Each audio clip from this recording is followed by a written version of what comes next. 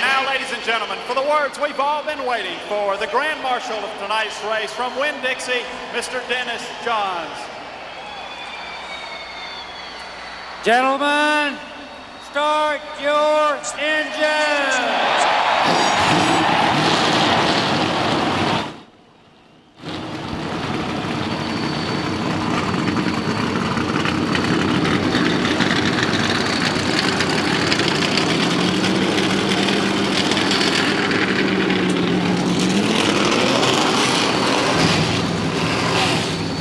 It was here in the spring that Indiana native Tony Stewart served notice that he was no ordinary rookie. After qualifying fourth, he reeled in pole sitter Rusty Wallace and took the lead on lap 198. Now, he would falter to finish 15th, but that night he set the stage for what would happen 1 week later, his first Winston Cup pole. And what could happen tonight, his first Winston Cup win. Without a doubt, this rookie team and this rookie driver have gained experience and confidence since that day in April 4 months ago.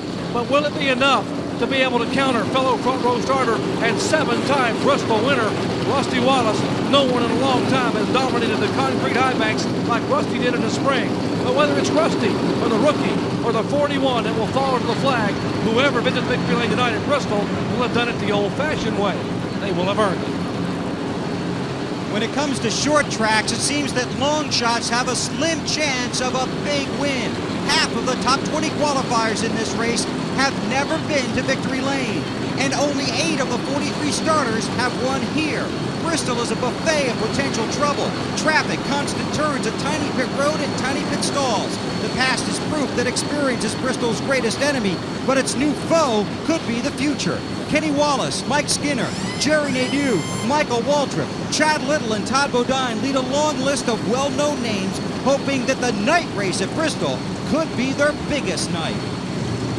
Dale Jarrett has pointed at the Bristol Motor Speedway as one of the biggest threats to this year's championship run, because you can't control your own destiny here. The one thing he did have control over was qualifying, and he wound up a disappointing 25th. So he'll pit on the backstretch, where it's nearly impossible to win. You better believe the 88 team will consider it a moral victory if it can survive tonight and wind up in the top 10.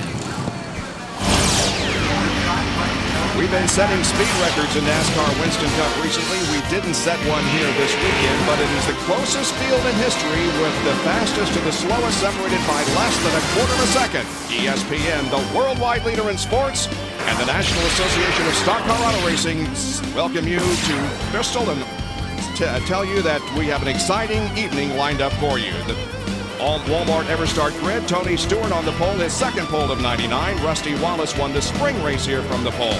Kenny Wallace, his best start of the 1999 season, 6th at Martinsville. Jeff Gordon has won the last 4 spring races. Ward Burton was 9th in the spring race here, and Mike Skinner was 7th in that event. Mark Martin is the defending race champion. Jerry Nadeau substitutes for Ernie Irvan.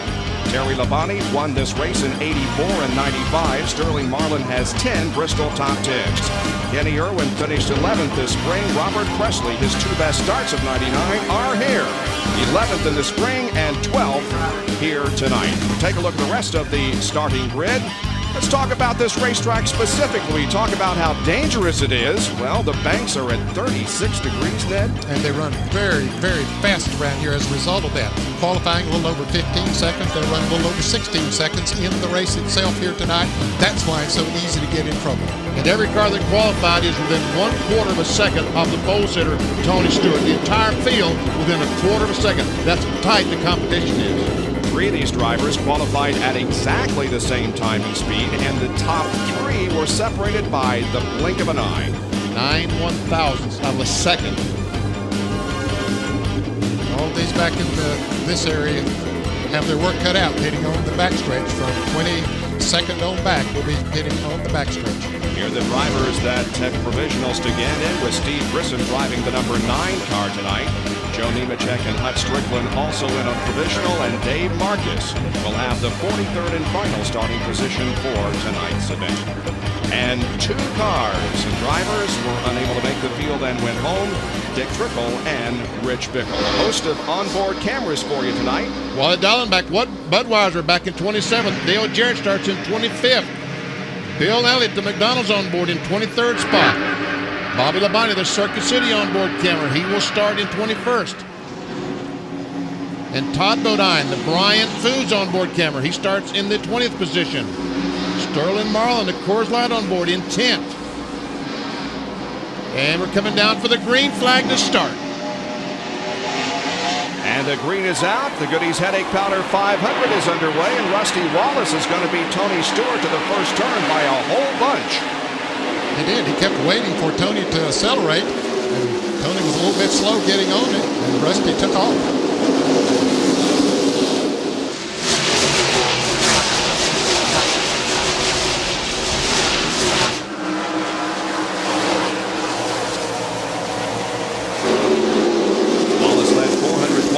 Laps in the spring, trying to become the 10th driver in NASCAR Winston Cup history to win 50 events. He has 49 in his portfolio right now. Oh, contact on the car into the wall.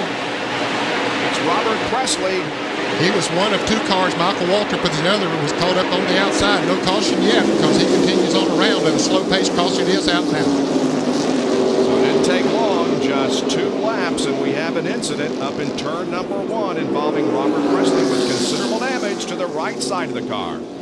That's the 77 car is Robert Presley. That's Kenny Schrader that's trying to go by on the inside, and right there we see the contact, and wow, hard contact in the wall by Presley.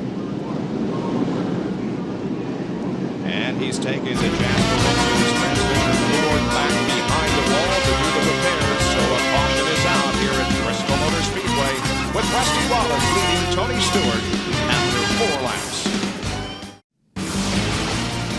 ESPN's live coverage of the Goody's Headache Powder 500 from Bristol Motor Speedway being brought to you by EverStart Battery. All the cold cranking power your truck, car, boat, or mower will ever need. Available at Walmart.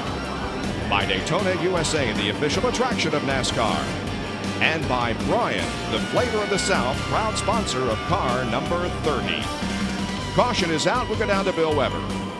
While Robert Presley is out of the car is already behind the wall, badly damaged, especially the right front suspension, the rear end pushed over. What happened, Robert? I just went off in 1 there and thought we was clear, but we wasn't.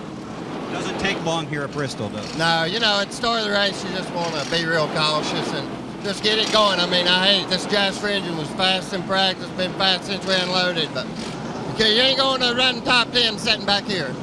Well, he's very disappointed, not only because they had such a good qualifying run, but they did feel they had a very good car here tonight.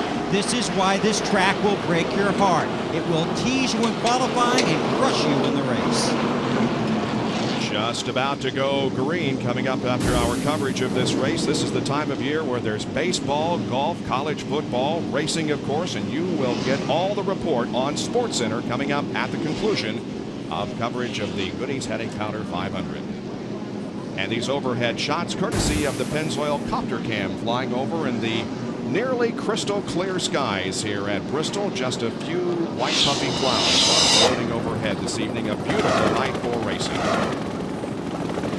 Pace car is coming off the racetrack.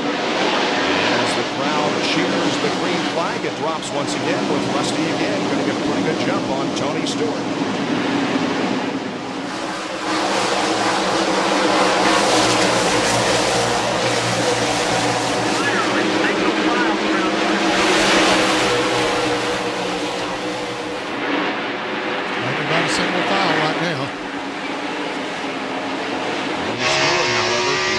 Inside of Rusty Wallace. They're coming out of 2 and down the backstretch. It falls in behind Rusty as they come down the front stretch, but Tony would like to get out into the lead. Here's a battle back here. Kenny Irwin and Sterling Marlin in a 5-car battle. That was for the 10th position.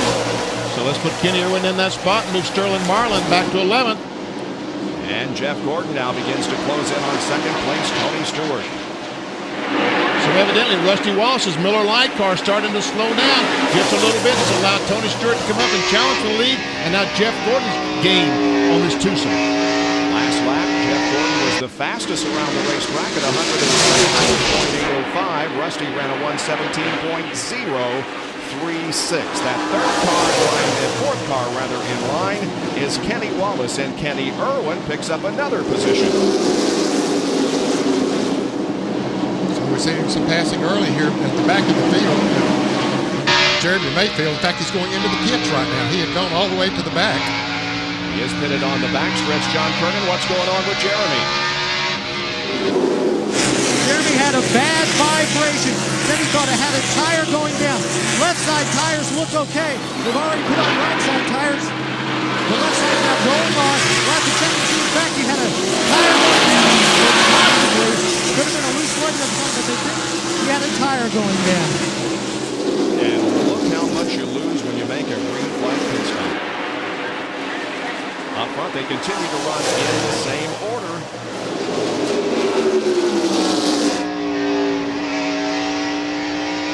We talked about patience at the top of the show.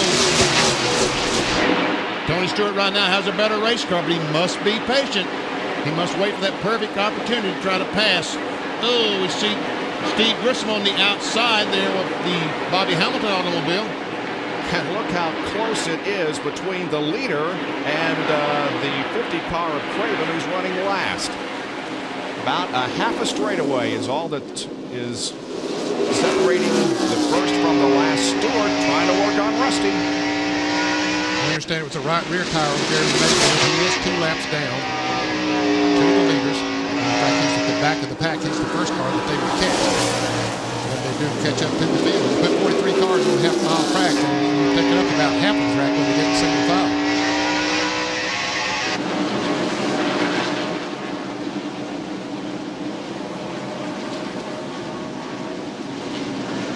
There's a 36 of Jerry Nadeau. For those of you who haven't been with us, the other programs that we've done here at Bristol, Ernie Irvin is still on the men. Jerry Nadeau is filling in the 36 car, but he's on the outside of the high groove, and that means a loss of position. He's lost one to Sterling Marlin. Now here comes Ken Schrader, and Jeffrey Bodine will also go by. And once you get up on that high side, this car's running bumper to bumper behind him as Stewart tries to make a move once again, but couldn't quite get it done.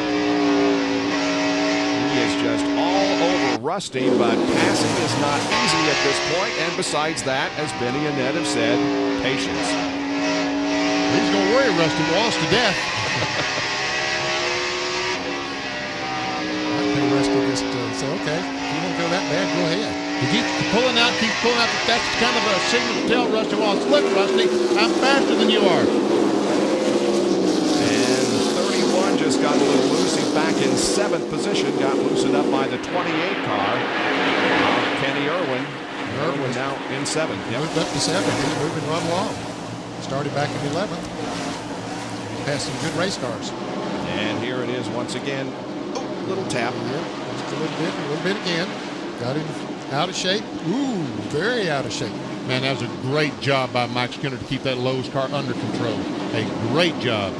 And now here's the battle for 9th position. Sterling Marlin tries to go to the inside of Mike Skinner and does.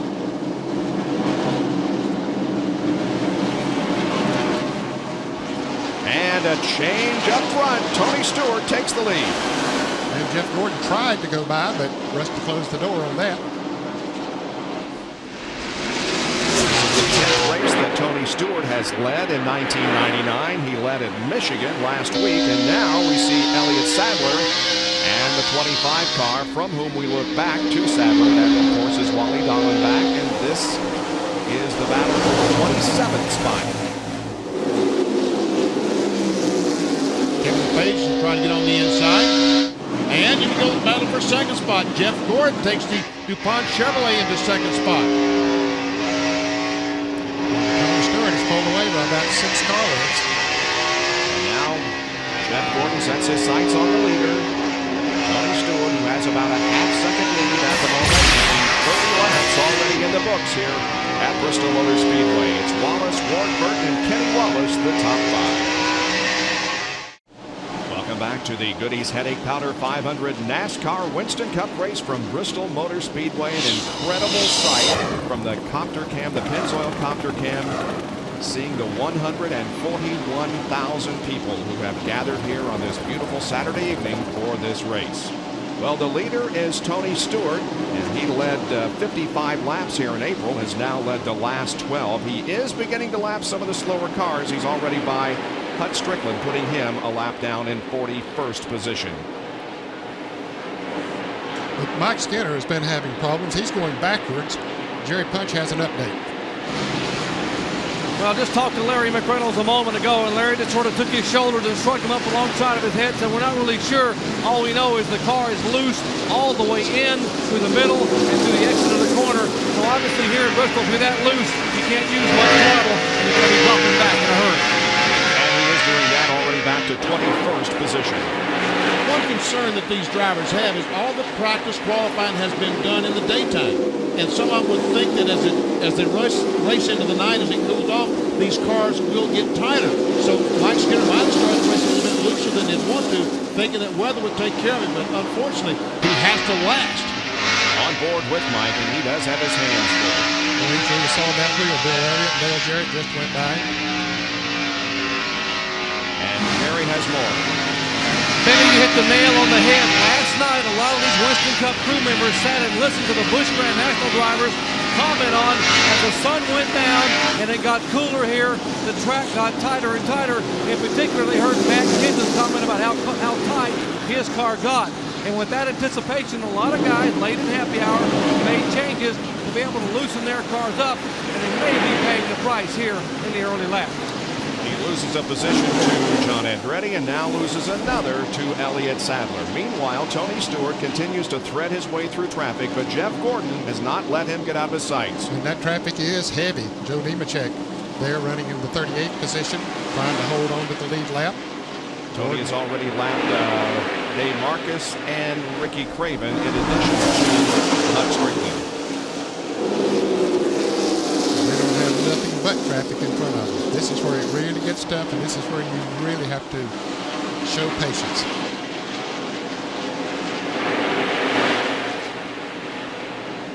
There is Jeff Burton, who is moving up through the field also. Spot right now, and Jeff Burton started 37th, so he's gained 7 positions. On board with Wally Dallenbach, who runs in the 30th spot. Jeff Burton is 29th now. Yep. And there's Mike Skinner right in front of him. And Rusty Wallace, as they try to get by Nemechek, he's closed up on the back bumper of Jeff Gordon. Well, Nemechek is not giving Tony Stewart any. Oh, yeah. Now, finally, Tony Stewart gets on the inside, and Nemechek will now go a lap down in that Bell South Chevy. And Jerry Punch has more on Rusty Wallace, who's in third. Guys, today in happy hour, I talked to Robin Pembert. He said the big problem they had was after about 30 laps or so, the car would get tight in the middle of the corner and get loose coming off. Well, at lap 20, the car began to get loose coming off, and now they have both the problems, tight in the middle and loose off. So Rusty has trouble getting back in the throttle like he would like. He tries to go by Nemechek now. He can't bury his foot in that throttle coming up off the corner like he would like to. Well, he is able to get by Nemechek, but all of this lapping traffic has allowed Mark Martin to close right up. And we see Jerry Nagy in the M&M's car going a lap down after a great qualifying run. They missed the setup early on. He's on the high side of the track as several pass by underneath him. That's Steve Grissom in the 9 car that Tony Stewart just went by. Grissom got a little bit loose going off turn 2. Side by side, Kevin LePage puts Mike Skinner down another position, and Skinner has slid clear back to 31st, and here is Kyle Petty trying to take another spot away. And the leader is not far behind them. You can see him coming into the picture there, so they're fighting to stay on the lead lap. There's Tony Stewart. That traffic just a couple of seconds behind. A lot of crew chiefs, a lot of drivers right now, like Mike Skinner, saying, come on, caution flag.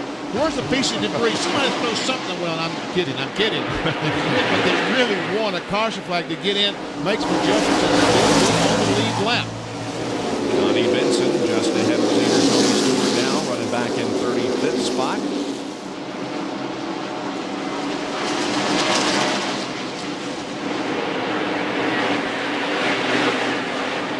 Ricky Rudd also just ahead of the leader.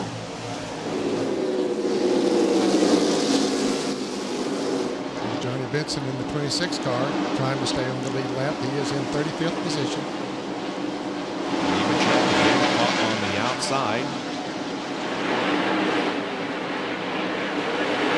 There's Dale Earnhardt, who's back 13th position, so he's moved up. Yes, he has. He started in 26th position, so he has picked off half of the cars they started in front of him. Well, Robert Presley crashed, but other than that, he's passed 12 race cars and about to pass another one. That's Kenny Wallace, who qualified inside the second row in third spot. So Dale Earnhardt and Kenny Schrader trying to make their way to the front. It's an Napa field summary with the manufacturer's battle. And Wallace gets shoved out of the groove. Kenny Schrader goes by him.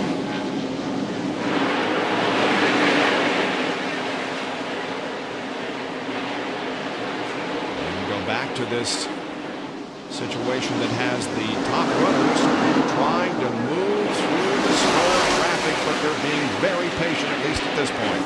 Yes, they are. They need to be. And you go into this race with that in mind. I have to be patient. And Mike Skinner, he's up on the outside. He's going to get some this on the inside. The train will go by with the leaders down on the inside and will go right down. And all that patience will last for about 100 laps, and then it'll all go away. Well, a tough evening for Mike Skinner so far as he started back in the 6th position, but now has dropped all the way back to 34th. This is Sterling Marlin, of course, Light Chevrolet. He is currently in 5th position as he tries to catch up with Mark Martin, but he's about 2 seconds behind Mark Martin. Dave Marcus, the 71 Realtree car up in front. That's Jerry Navy also just ahead of Dave Marcus.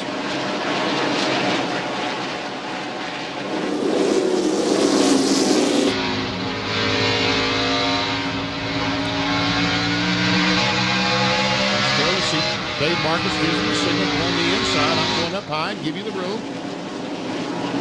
What about people that are moving up? Bobby Labonte has moved up to 7th position from his 21st starting position. So Bobby Labonte's in the lead. There he is.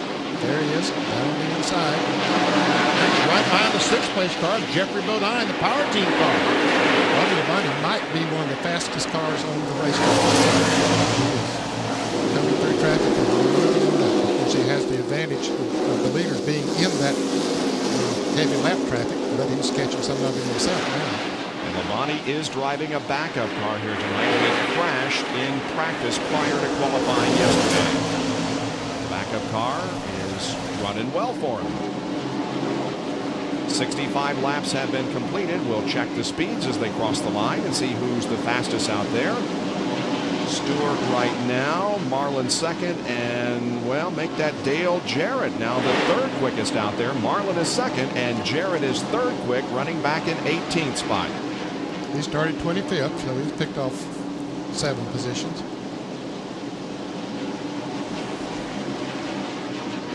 Saw that lap that Jeff Gordon was a little bit quicker than Tony Stewart. 11.8 compared to Stewart's 111.5. There is Jarrett. Catching up to Brett Bodine. Brett is running in 17th position. You see Brett running up there in the top 20. A lot of traffic right up there in front of them was to see Kenny Irwin trying to get on the inside of Chad Little. Dale Jarrett goes on the inside of Brent Bodine, takes over 17th.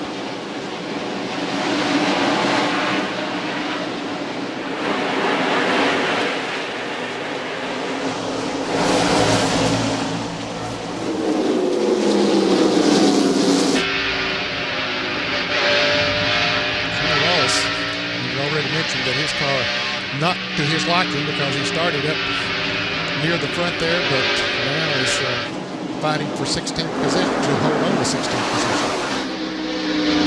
Tony Stewart closing in now on Wally Dallenbach, and look at the closing line.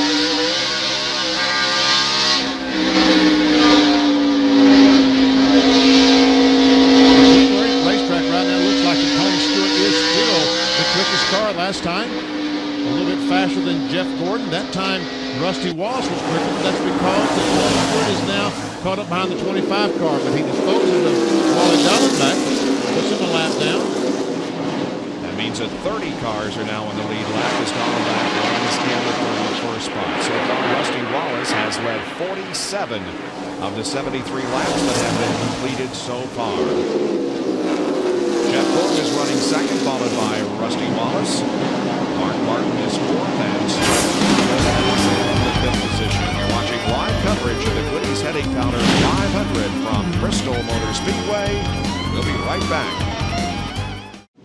For some, it's a great night of racing. For some, it's a nightmare. And it has turned sour for the points leader, Dale Jarrett. He's been involved in a crash that involved several cars. It began got a big hole in the right door. And we're hearing Bob Jeffries, the spotter for Dale Jarrett, describe the damage. You are in the lead lap. Here's a replay of what happened. Coming off turn 2, we see DJ there, just comes off the corner. He was trying to get underneath the 5 car and nail the gas and got it out of control. We start that hospital wobble and back and forth, and now he goes back across the racetrack. I was hoping he wouldn't do that, but here comes Elliott, bam, right in the side of that. We see Jeremy, Bobby Hamilton, Elliott Sadler, and John Andretti, and also the 58 car. On board with DJ.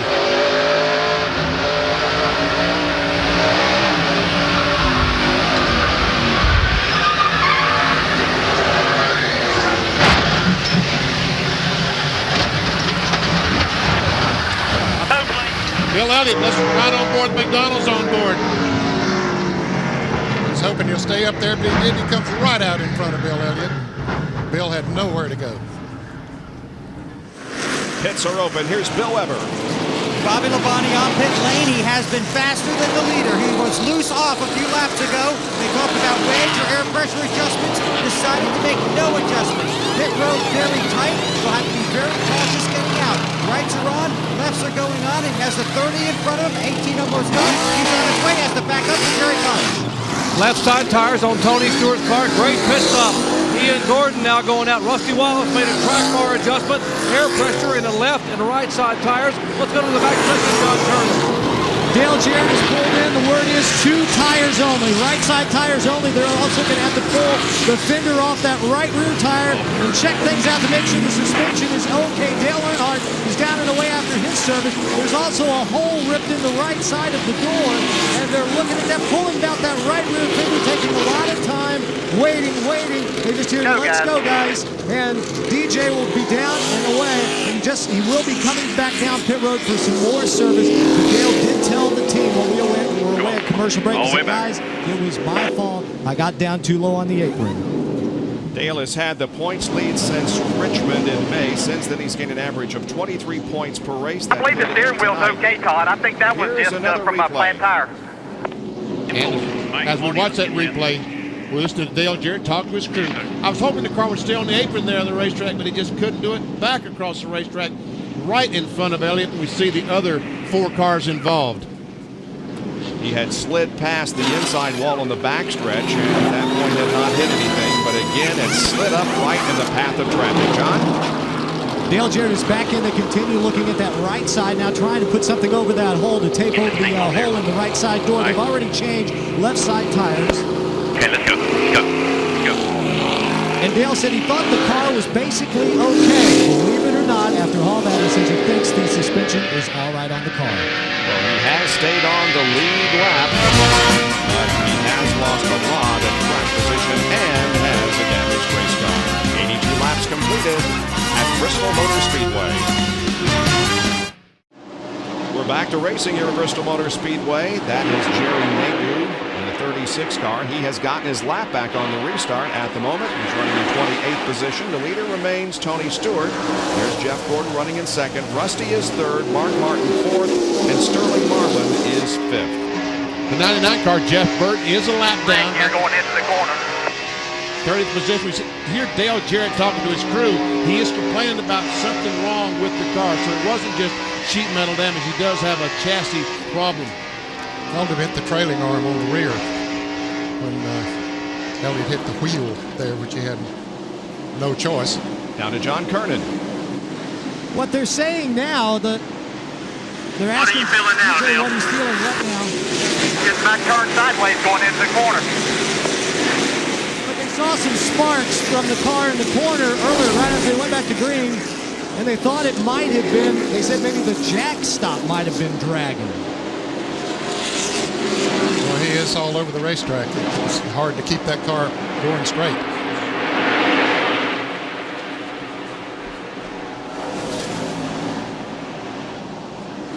A long evening here, 400 more laps trying to keep up with this thing and get as many points as he possibly can. 19 consecutive top 10 finishes coming into the event tonight. Back up front, there is Tony Stewart leading Jeff Gordon by better than a second now. While we were break, Jeff Gordon tried to pass Tony Stewart. They made a little contact off turn 4. I wonder if Jeff Gordon has bent a tie rod on the right front, because right now Tony Stewart is pulling away from him. I just wonder if that contact bent something in the suspension. His car has not, it seems, been the same since that incident. He's continued to drop back. Although he's staying ahead of Rusty Wallace, who is in third place. Mark Martin, those two cars right there just went by. Again, those two cars right behind Jeff, Skinner and Burton, are both a lap down. On board with Mark Martin, he looks ahead to Rusty Wallace up in third.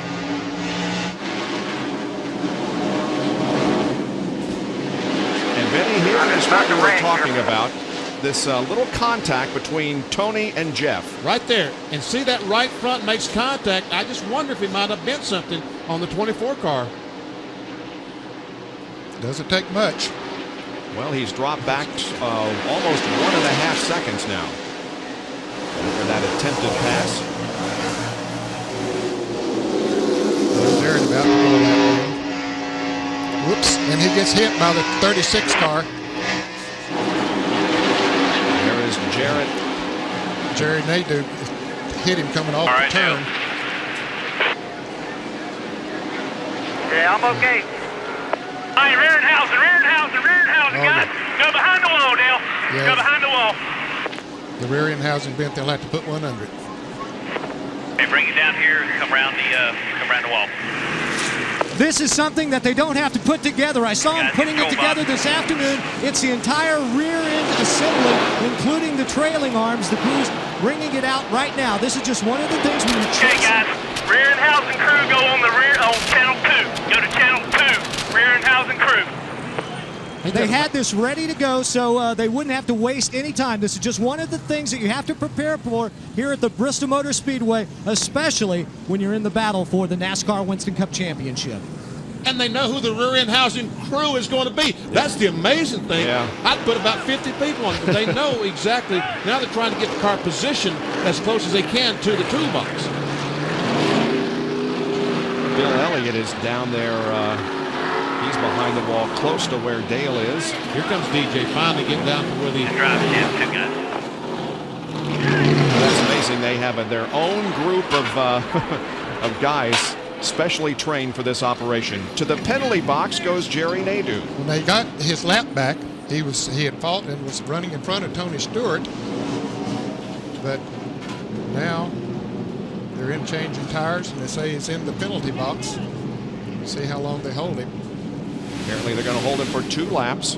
See the NASCAR official standing in front of the car, and when they finish the 4 tire, whoop, stop right there. Don't go anyplace. Here's a replay as to why he is in the penalty box. Coming off in turn 4. DJ had tried to move down to the inside and get out of the way. He knew they were coming. Still being held there. This seems like an hour, doesn't it? Yes, it does. It's too bad he worked so hard to get his lap back. And the work is underway in the Jarrett garage area, so to speak. And from his onboard camera, we'll get a replay of this most recent incident. Watch Jerry Nadeau come up from behind.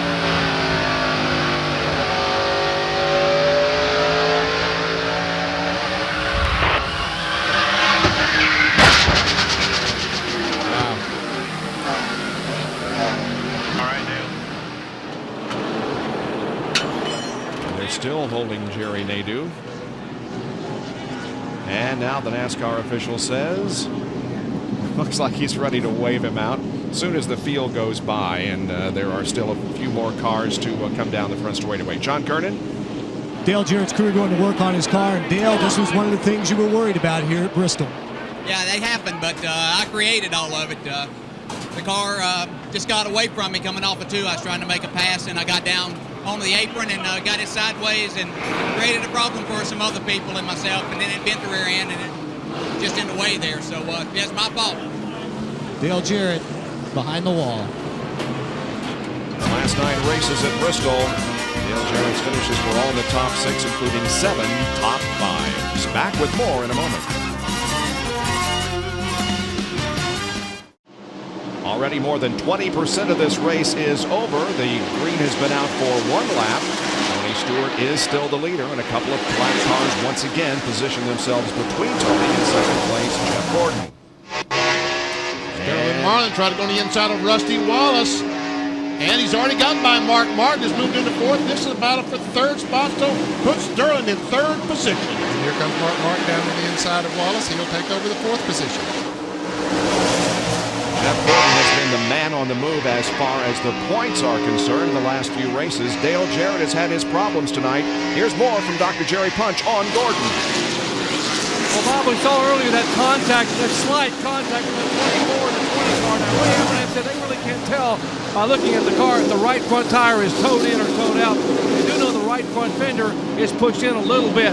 But what Jeff is complaining of is the car is so tight, he cannot get it to turn at all. He says, I am just wearing out this right front tire, and I'm having to run so hard to try to keep the lap cars behind me. It's even worse.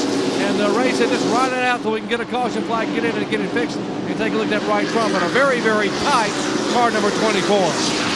Well, they just had a caution flag, and you wonder why didn't he come in? Because folks, you cannot afford to give up that much track position. You can't go back to 26 and ask Jeff Gordon to wade his way back through that traffic. It's just too difficult.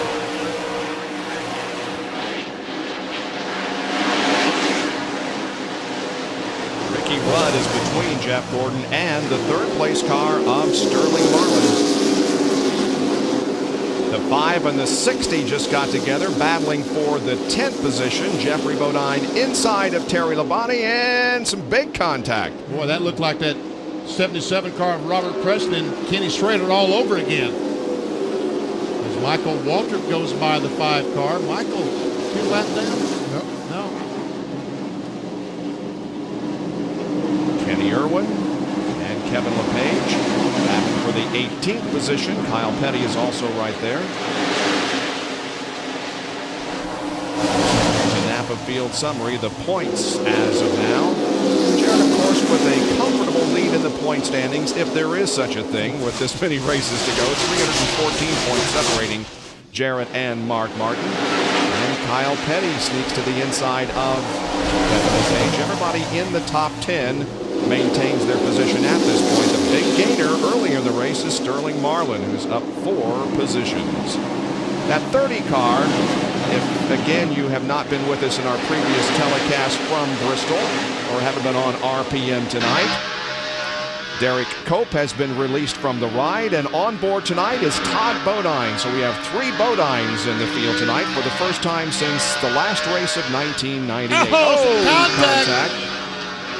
And Bodine way down on the apron, but he saved it. Kenny Irwin's guy I thought was going to lose control because it looked like he was going in the first corner like he was on dirt, but he did a good job, saved it. Now, Todd Bodine takes that spot away. Will be the 19th position for Todd Bodine. Well, there's some heavy racing going on in this pack. Aaron Bacon is 12, is 3 laps down. But since he had that unscheduled stop, he's run pretty well, hasn't he? 25 cars just behind this group. That's Ricky Creighton just up ahead of Wally Dallenbach.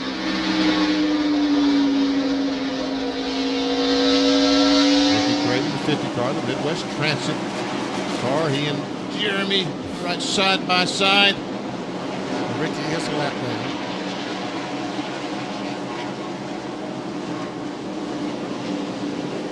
Darrell Waltrip to the extreme right of your screen. He is running in 23rd position. Waltrip with more victories here than any other driver. He has business victory 12 times here at Bristol. There's a leader, and he's all by himself out there. Yes, he has a comfortable lead. Well, that's what you want to be here at Bristol. no one close to you, behind you, fighting you, and you're not too close to anyone that you're catching up to. And check it out, he's 2 seconds ahead of the second place car, Jeff Gordon. At Bristol Motor Speedway, 2 seconds is an eternity, it seems like. We're around here in 16 seconds. So that's an eighth of a lap.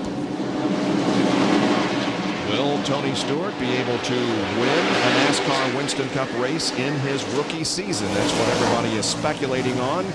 Certainly a good opportunity here for him tonight. There's the interval between first and second. The last time that a rookie won in his rookie season was Davey Allison. He won 2 races, as a matter of fact, back in 1987. He won at Talladega, and he also won at Dover.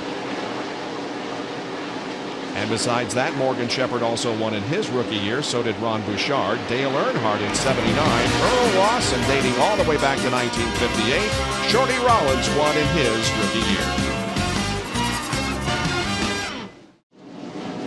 Speaking of championships, Dale Jarrett, the points leader in NASCAR Winston Cup racing, with a problem here tonight. He's 38th and behind the wall. John Kernan has an update. Bob, they've got the old rear end assembly. They are putting in the new one right now. Now, this is the left side rear trailing arm. Look at how nice and straight it is. Now, come over here and look at the right side. This is what happened. They bent the trailing arm. What that did is brought the right rear tire upwards, making the rear end want to turn the car into the corners. DJ, we heard him say several times he was about ready to wreck the car. Well, that's exactly why. Work goes on as they try to replace. And you know, they can change that rear housing almost as fast as they can change that single trailing arm. Let's check our on-track interval between Tony Stewart and Jeff Gordon and see what's happening. And we see that Tony Stewart is widening the gap between himself and Jeff Gordon. Just a half second, but every little bit helps. It up to 2.1 seconds on lap 129, but now on lap 136, the interval is again down below 2 seconds. As a matter of fact, it's 1.6 seconds, so Gordon's about as close now as he's been in the last few laps, and Sterling Marlin is in third spot, doing well. And in fourth is Mark Martin, and Bobby Labonte, the teammate of Tony Stewart, is up to fifth. He started 21st. Ricky Rudd, who is back in 27th position, a lap down, but right behind Ricky is Sterling Marlin. 2.5 seconds behind the leader, but running the fastest lap, that last lap, at over 112.6 miles an hour. But again, the man on the move on the racetrack is the 18 of Bobby Labonte. There he is. Passed Rusty Wallace a few laps ago for the 5th position. He is running about 5.5 seconds behind his teammate, Tony Stewart. You can see the progress that he's made. He's made a lot of progress. More on that, Bill Weber. Oh, Nettie's had a fantastic night. Early in this race, Bobby Labonte said his race car was loose off the turns. But they talked about making changes during this pit stop. We told them they decided not to make the changes. Well, the car went back out, and suddenly it tightened up a little bit. Now Bobby seems to be happy with the car and happy with the progress they've made to this point. Bobby Labonte, it's interesting, has led every race this year except the 2 road course races and the first race here at Bristol. Back up front, Tony Stewart now is into traffic once again as he tries to hang on to the lead and move through the slower cars. That's Ted Musgrave just ahead of the 75 car, running in 24th position. You see the points now. They've been shaved from a 314-point advantage to 203, Jarrett over Martin. Ted Musgrave going a lap down. He's in 24th position. And right now, Rusty Wallace is really struggling in that Miller light forward because Dale Earnhardt just goes by him and takes over that 6th position. Let's go on board with Rusty Wallace for a taste of the race and check out his telemetry and see what kind of speed and RPM he's turning as he accelerates down the straightaway. Just 8,400 RPMs. You would expect if this car was up to speed, it would be somewhere around 8,800 to 9,000 RPMs. And just shy of 130 miles an hour at the end of the straightaway before the brakes come on.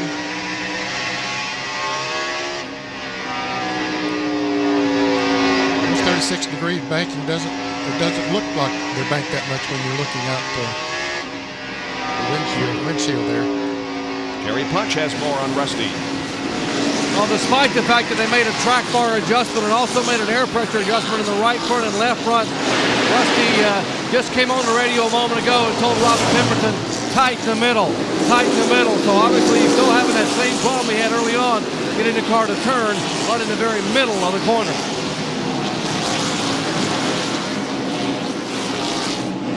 Check his speed and how it compares to everybody else. Gordon the fastest that lap with Steve Parkwell. Look at Michael Waltrip. Wow. I think that 123 is a little bit of a stretch there. And the 9 car of Steve Grissom is in the wall. Sliding across the banking up in turn number 3, bringing out another caution. Our 4th of the evening. And it looks like it's going to be a 1-car crash. Don't see any other cars involved, but that is gasoline. Should be gasoline that he's leaving a string behind him, and I hope it doesn't spark too much, but maybe it's oil back there. In any case, he has shortened that car up considerably. Let's take a look at it in replay.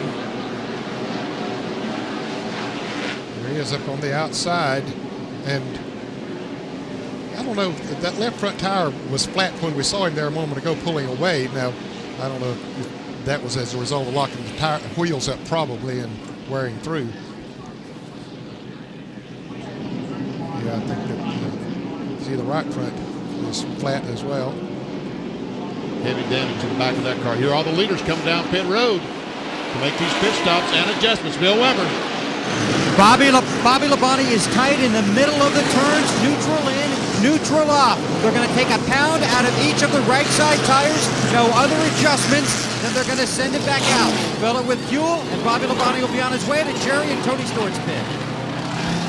And they asked Tony what you wanted to do, and Tony said, yeah, clean the windshield. That's all we need to do with this thing. It's that good. Gordon is in behind him. Rusty Wallace making an air pressure adjustment. Gordon is out. Tony is out. And Tony Stewart will win the race to the end of pit road by virtue of his first pit spot. Let's go back to John Kernan. Dale Earnhardt has worked his way up to the 6th spot. He comes in pitting on the back stretch as Tony Stewart, Jeff Gordon, Sterling Martin, Mark Martin, and Bobby Labonte go by. Earnhardt asked his crew for a good stop. He also asked him to make an air pressure adjustment because he was just too tight in the center of the turn. And Earnhardt must have lost about 5 or 6 positions on that pit stop by pitting on the backstretch. I think. Rusty needed that caution flag to make some adjustments, see if he can get this Miller Lite Ford going. Although his speed was not as compared to the other cars, he was not that much slower. A little bit of adjustment might get him back in the game. 152 laps have been completed so far in the Goody's Headache Powder 500 from Bristol. The fans here at Bristol Motor Speedway never cease to amaze us or disappoint us. They are the most enthusiastic fans that we encounter all year on the NASCAR Winston Cup circuit. They are here in droves tonight, 141,000 strong, watching the Goody's Headache Powder 500. If you approach Bristol Motor Speedway at night when it's lit up and you don't know what it is, it looks like a giant spaceship sitting in the hills. They got lights all the way around the top of it. It is something to see. The green flag is out and the Goody's Headache Powder is back under green flag conditions. Mike Skinner will be trying to get a lap back running the inside of Tony Stewart, but Stewart looks like wow, that was close off turn 2. There's Skinner. Right in right now. Oh, contact between Marlin and Gordon for 2nd position.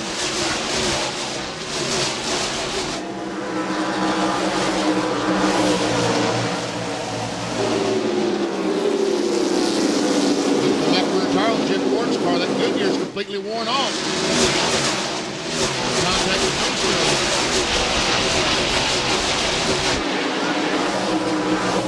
down to Jerry Punch. Jeff Gordon just shouted left rear, left rear, left rear, and Ray Evernham told the crew to get tires up on the wall and get ready. Jeff said he may have got the left rear, so he's waiting to hear if it's going to vibrate.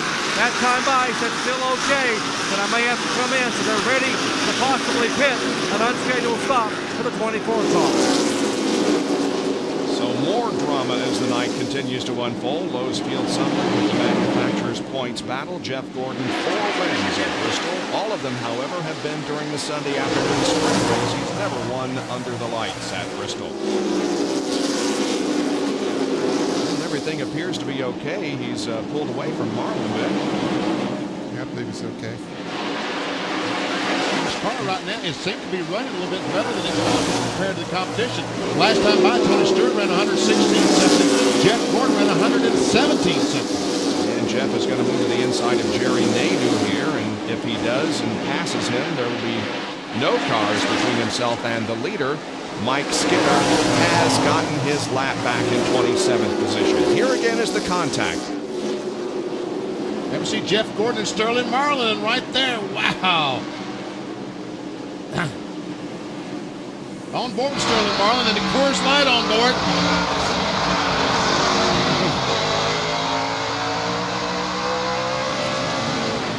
During the previous caution flag, Ray Evernham pulled that right front bumper back out a little bit, and fender and skirt on Jeff Gordon's car, said it should be a whole lot better. Then he gave his driver a bad news, good news message. He said, well, Tony Stewart's in a league by himself, but you're better than everybody else. Now the interval between first and second is now 86 hundredths of a second. The last time by, Stewart was just a little bit faster than Gordon. And a good battle for third now as Mark Martin comes up to challenge Sterling Marlin.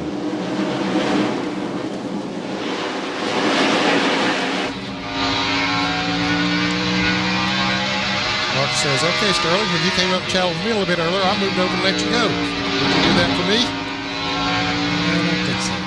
On board with a taste of the race, Brian Foods. Sterling Marlin, you see him go down the corner, hit the brakes, goes down to 95 miles per hour. Now he accelerates down the straightaway and builds that thing up to 100 and almost 130. At 8,700 RPMs. And these cars will turn more with these fresh tires. Right now they're running about 115, 16 mile per hour average laps. In a few laps, they'll be down to about 112 miles per hour. Dale Earnhardt continues his charge back to the front. Goes by Jimmy Spencer, who's in the 10th position. He lost 5 positions on that pit stop. He went in running 6th and came out running 11th. And it's not because they had a bad pit stop, it's just the nature of pitting on the backstretch. Just it'll cost you some time every time. Jeffrey Bedine there just ahead of Dale Earnhardt is in the 9th spot. Earnhardt has a good race car. He's passed a lot of cars. This will be 2 weeks in a row for Goodrich Chevrolet. Last week in Michigan, Earnhardt had one of the best race cars there. He paid after about 20, 25 laps, but boy, was excited about the first 25 laps. Yeah, it was.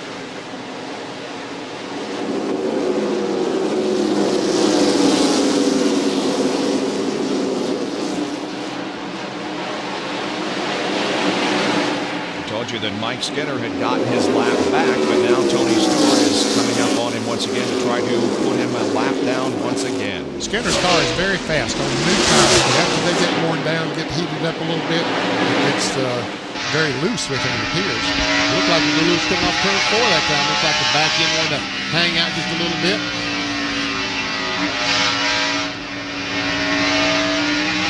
Tony Stewart turns under him and goes down in turn 1 on the inside and will put Skinner a lap down.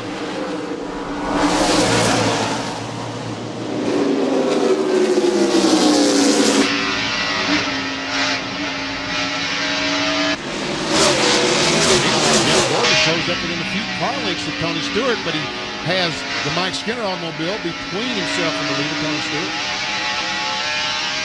On board with Mike Skinner, the Lowe's Home Improvement Warehouse. Chevrolet goes up the hill, moves over, lets Jeff Gordon go by.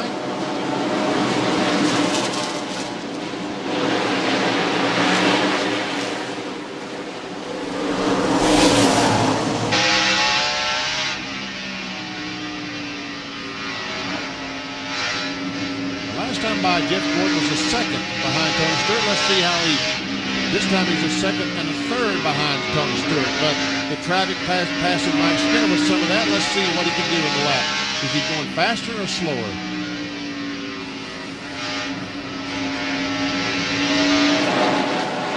Here Here's the 30 car of Todd Bodine and Kevin LePage as they try to decide who's going to run in 23rd spot. LePage tries to get to the inside, coming off the corner down the front stretch. And some contact. And LePage is going to be able to take over the spot from Todd Bodine. That 12 car of Jeremy Mayfield is not on the same lap as everybody else. Darrell Waltrip, however, is in the 25th spot. Make that 24th. He goes by Todd Bodine. Jeff Gordon and Tony Stewart, I'm sorry, but I wanted to tell you folks that Jeff Gordon and Tony Stewart, they're running about the same speed right now. There's Tony Stewart, the leader of the race, Home Depot Pontiac.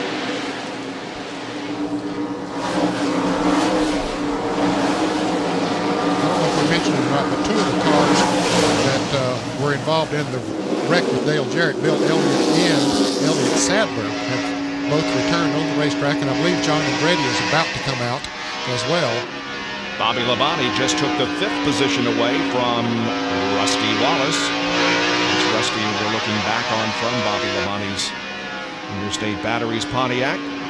About 5.5 seconds behind the leader, Tony Stewart. Stewart continues to rack up the number of laps led here tonight. It's up to 160 of the 186 that we have completed so far in the Goody's Headache Powder 500. With a lead of 1.25 seconds, Tony Stewart continues to set the pace in the Goody's Headache Powder 500 here at Bristol with almost 200 laps completed. That's the completion of lap 193 for Tony. Sterling Marlin running back in 3rd, then Mark Martin and Bobby Labonte.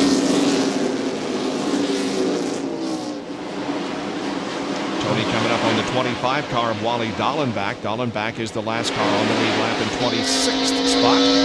Just before the break, I mentioned that John Andretti had come out of the pits or from behind the wall. Bobby made a couple of laps and then went back behind the wall again, and also the 50 car of Ricky Craven has gone behind the wall. That's significant that Andretti completed a few laps, and also the 21 of Elliott Sadler, because it has moved Dale Jarrett back to 40th position right now. Now, he isn't out of the race. They're still working on the car so he can get back out there, but right now our points leader is 40th and behind the wall because of a couple of incidents in the first 100 laps of this event. On board with Todd Bodine, his first NASCAR Winston Cup start in 1999. He last raced at Atlanta, the last race of 1998. He's running in 25th spot on the lead lap. Well, he's not on the lead lap anymore. This is Todd Bodine's 99th NASCAR Winston Cup start. He finished 5th in that last race at Atlanta last year.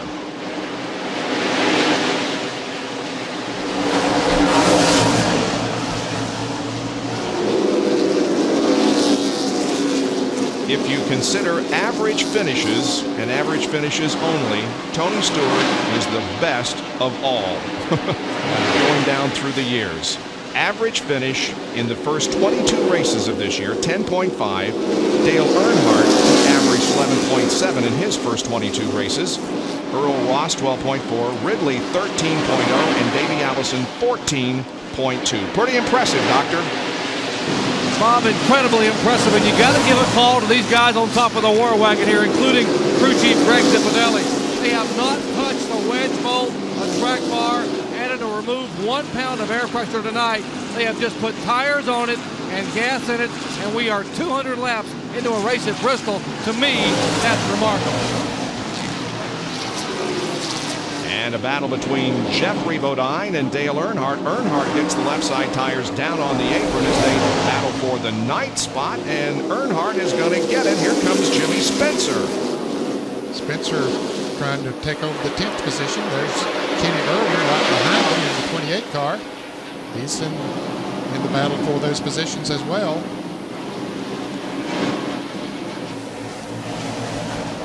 Kenny Irwin has had a good run. He started in 11th spot and right now is trying to take over the 10th position. We'll make that 11th. Spencer just took over the 10th position. Yep. Bill Weber told us on NASCAR today that Jimmy Spencer signed a letter of intent to continue driving the 23 car in the year 2000. And John Andretti also has signed up for 3 more years with the Richard Petty team. He likes the king. Yeah, he does. Well, it's a good combination. Here's Irwin taking a look. Whoop. Oh! Jeffrey Bodine just can't keep his Power Team Chevrolet on the bottom of the racetrack. He's got some damage there in the left rear of the car, but he has moved up to the 10th. He's got the 11th position. See Kenny Schrader out there in Skull car. Comes with the challenge now. How about Chad Little? Man, how about that John Deere? Right on up through the pack. He's running in 6th position now. Had a good run last week at Michigan. Yes, he did. Started 16th and finished 6th. His Bristol runs have not been very impressive, at least the last 2 here in the spring. He finished 24th, and a year ago he finished 23rd. Bill Weber has more on Chad Little, and he's now in 6th spot. And Bob, the car he's running normally only runs on concrete tracks at Dover and Bristol. They put a new body on it and took it to Indianapolis to run it on the bricks, and it got wrecked. So they rebuilt it, brought it back here. He's in off the 6th place finish last week, which was a season high.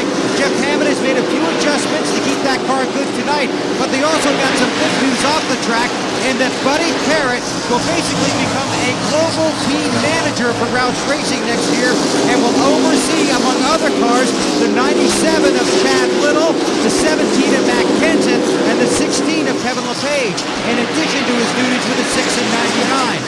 And the run that Chad is having now is not something that surprises them. They expected to run better later in the season. Last week and this week might be the first indications of that.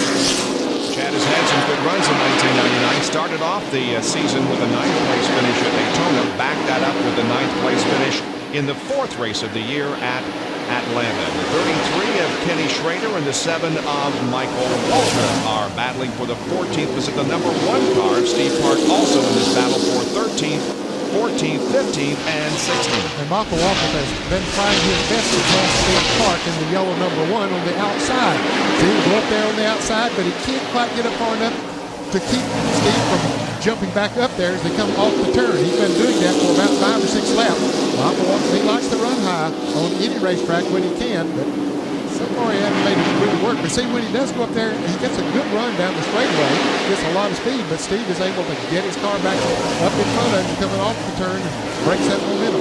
As I recall, he passed several cars up on the high line last night in the Busch race, didn't he? I thought he was going to pass the leader, Matt Kenseth, on the high side last night. Didn't win the Busch race, but he did not quite make it. He did pass Dale Earnhardt Jr. up on the outside. Finished in 2nd last night to Matt Kenseth, and Dale Earnhardt Jr. finished in the 1st position. There's Tony Stewart. His lead over Jeff Gordon is now a 2.5 seconds. As Sterling Marlin runs 3rd, Mark Martin is 4th, and Bobby Labonte is 5th with 215 laps gone. You're spending a Saturday night with ESPN at Bristol Motor Speedway in the Goody's Headache Powder 500, being brought to you by Miller Lite. Taste a true Pilsner. By Advance Auto Parts, the best part is our people. And by Pennzoil with Pure Base, made for the way you drive. Stop, go, Pennzoil. We're not too many laps away from the halfway mark. We have completed 223 of 500 circuits. There's the leader, Tony Stewart, and Sterling Marlin takes 2nd position away from Jeff Gordon. How about old Sterling Marlin tonight? Tennessee boy doing well at a Tennessee racetrack. He has 2 top 5s in 29 Bristol races. The last top 5 was 16 races ago. 2nd in 91 this race. 3/4 of a second behind the leader, Tony Stewart. There's a couple of race cars there in between them. There's about 3 race cars. Wallace will just run a lap down.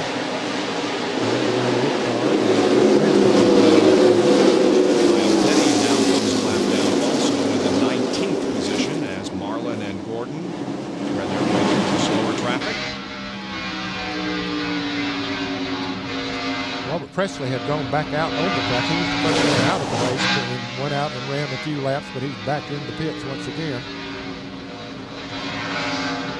There's a lot going on in Major League Baseball as the race is on for the playoffs. Get a report on Tiger's Tail. Ned says he had an exciting afternoon on the golf course, and also the college football openers. All that will be reported on SportsCenter coming up at the conclusion of our coverage of the Goody's Headache Powder 500. So Rick Mass back there going a lap down. He's going a lap down as Jeff Gordon, the third place car, goes by.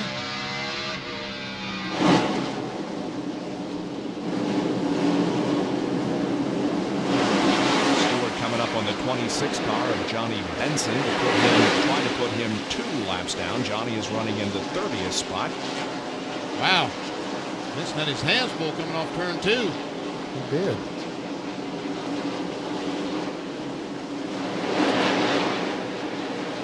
Man, Tony Stewart's car looks so good around this racetrack.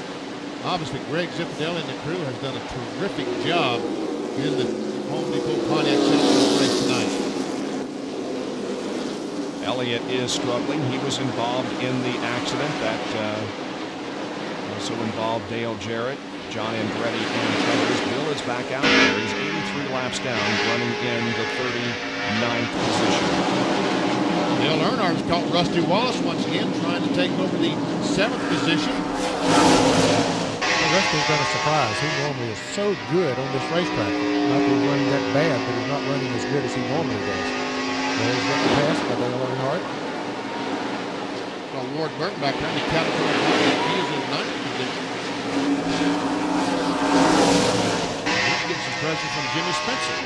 Talking about Ward Burton.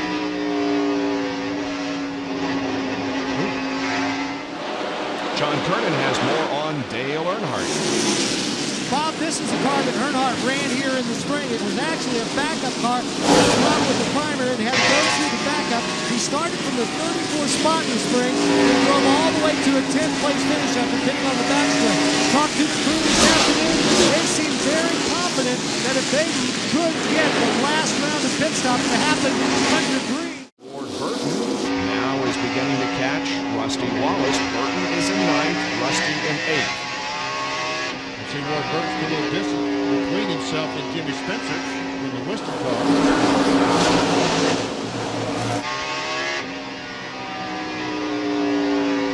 All drivers in the series this year, Ward Burton has increased his standing in the points more than any other driver from last year. He finished at this time in the season last year. He was 21st in points, and this year he is in the 11th in the point standings, up 10 from a year ago.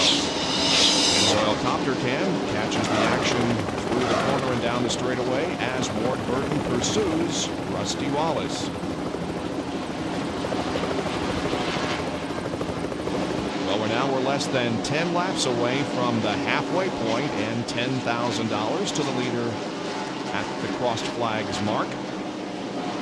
Looks like the Sterling Marlin, as Tony Stewart tries to work his way through the traffic, that's allowed Sterling Marlin to close the gap just a little bit. When we check out our AutoZone on-track interval, you'll see that Sterling Martin started out a second and a half, 1.6 seconds behind, and closed it down to 1.1. A half a second isn't much. There's Clarkness. More from Bill Weber. Now, Benny, that's pretty much just what they told him. Not only are you as good as the leader, but you're roping them in. And they're thinking if the longer the green flag run goes, the better their car gets. So we'll have to watch when they pit how good they are on the restart. But they figure the longer it stays green, the more they can run down Tony Stewart. Right now, they feel the 40's the best car on the track.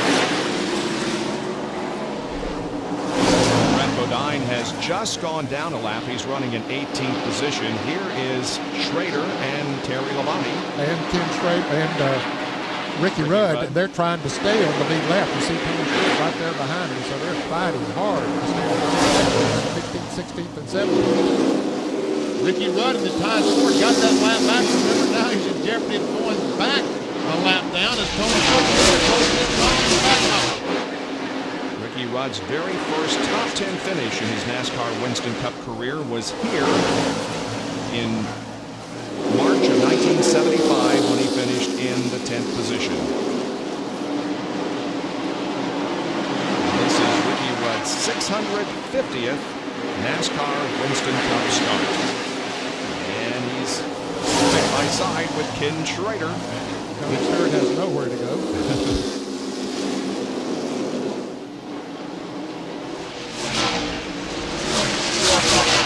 You see the wreck car of Bill Elliott in the mix.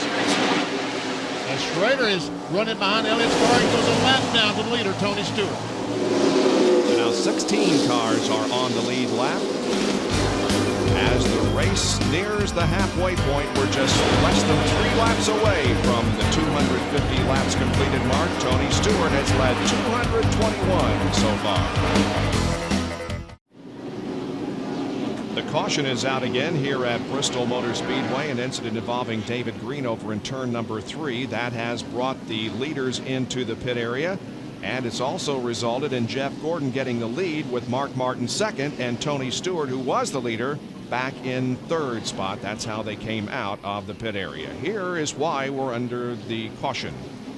Well, you see, it's a lot of traffic there. David Green in the 41 car ran in on it and had to jam the brakes on it, looked like, Benny, and lost control of it. Exactly right. He was running the back of the 97 car, jam on the brakes, and when he did hit the brakes extremely hard, he lost control of the Kodiak Chevrolet and backed her in the fence.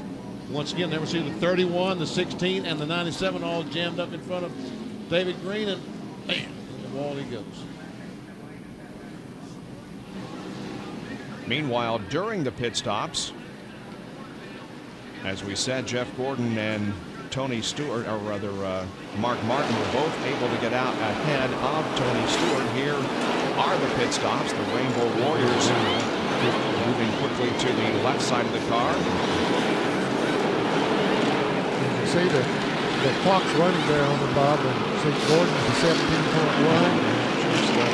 40 car 22.2, and Stewart 21.7. So they were the losers on that pit stop because Mark Martin beat them out as well. And so here's your Coke pit summary. Stewart from first to third. Marlin down 2 positions. Jeff Gordon picks up 2. Mark Martin up 2. And Dale Earnhardt loses 5. That's not unprecedented because he is pitting on the backstretch. There you see that Rusty Wallace also maintained his position. And Dale Jarrett is back on the racetrack. Jerry?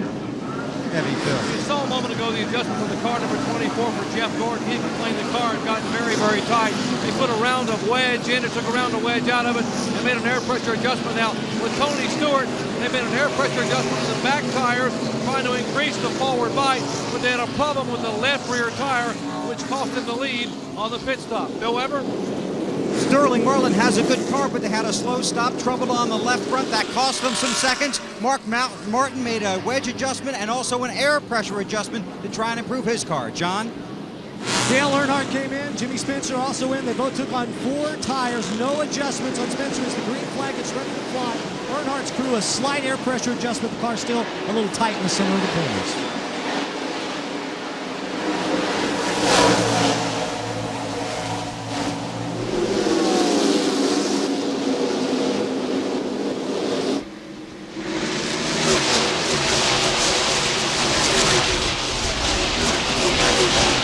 The Gatorade Halfway Money is going to be paid to the driver who leads the first 5 laps under the green flag, because lap 250 was at the caution flag. So can Jeff Gordon pick up the $10,000 in Gatorade? We'll see.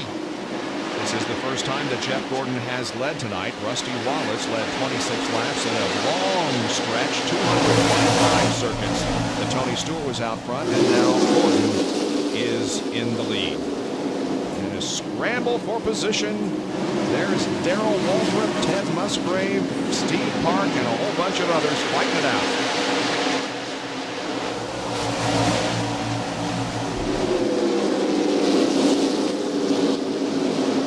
Waltrip is a lap down in 21st position. Steve Park is still on the lead lap in 12th position. Jeff Gordon also in the mix there. He's a lap down in 24th. These are only tense moments after a restart. You get the lap cars mixed in with the cars on the lead lap. They run side by side. It's just the least little mistake by somebody. And here's the problem. Hutch Strickland right at the start-finish line. And Dave Marcus also involved. And here's the 26 car of Johnny Benson. And that is in a completely different area of the racetrack than Strickland and Marcus. That's down in turn number 1.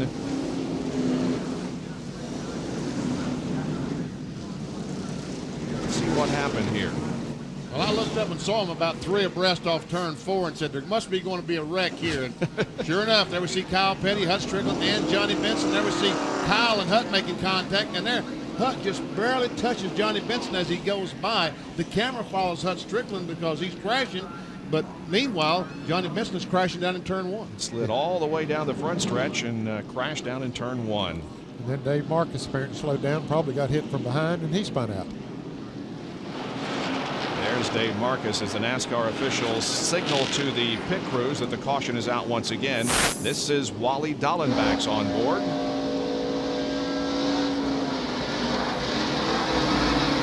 Oh, close call. He almost hit Strickland and also almost had contact with David Green. There is Johnny Benson and where he stopped on the racetrack. So a couple of cautions here.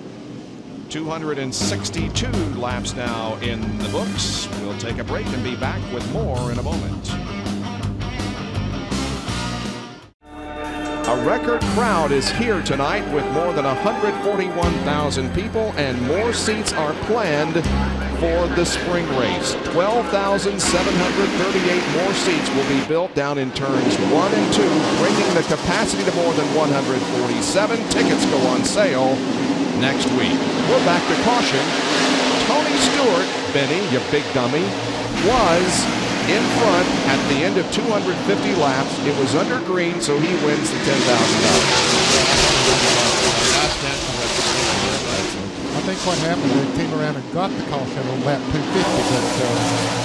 but that counts because he was still under green until we got to the start-finish line.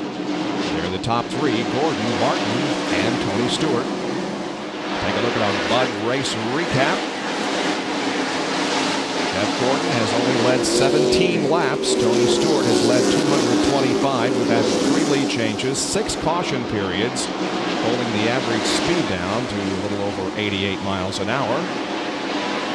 The 3 leaders, Stewart, Rusty Wallace, and Jeff Gordon.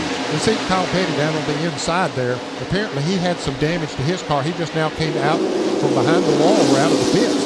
So he must have, it was about 8 laps down. So he had to go ahead and make repairs. Only one car officially out of the race. That is Ricky Craven. For those of you just joining us, Dale Jarrett had trouble earlier in the race. Spent 156 laps behind the wall. Is currently shown in 40th position. The 1 of Steve Park and the 5 of Terry Labonte take the 11th position away from Jeffrey Bodine.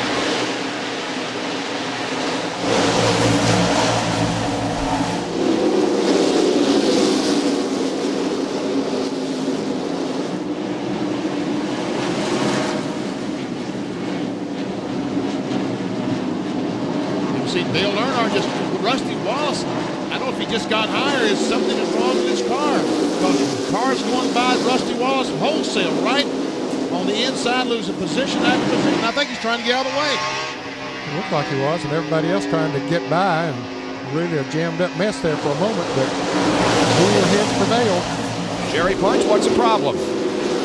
Well, first of all, he can't find a hole to get down pit road. His spotter is trying to find him an opening, and he can't get in.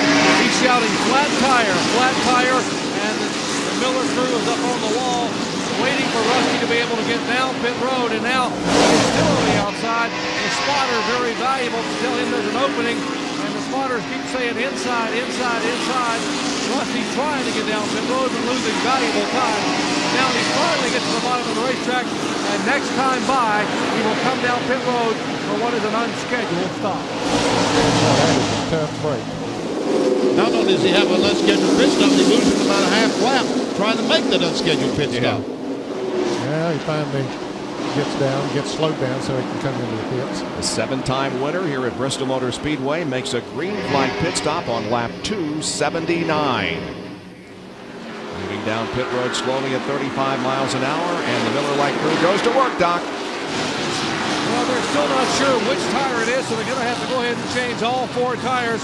Rusty went ahead and made the call, 4 tires. Now they go to the right side and now to the left side of the car. As they look at the tires coming off, Left front and left rear hooked up, popping up again. Fires down and away. 16.7-second pit stop for Rusty Wallace, but it was a very, very costly green flag pit stop. Yeah, he was almost a lap down before he finally got into the pits. And we'll see how many laps right now. He's being shown 2 laps down.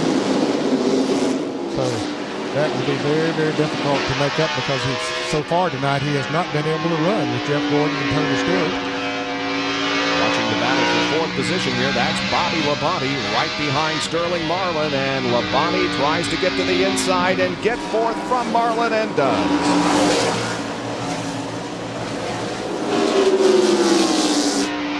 So Sterling Marlin in the Coors Light Chevrolet was one of the fastest cars on the racetrack. After this pit stop, Labonte goes by, so it looks like he has lost a little bit of his speed, talking about Sterling Marlin.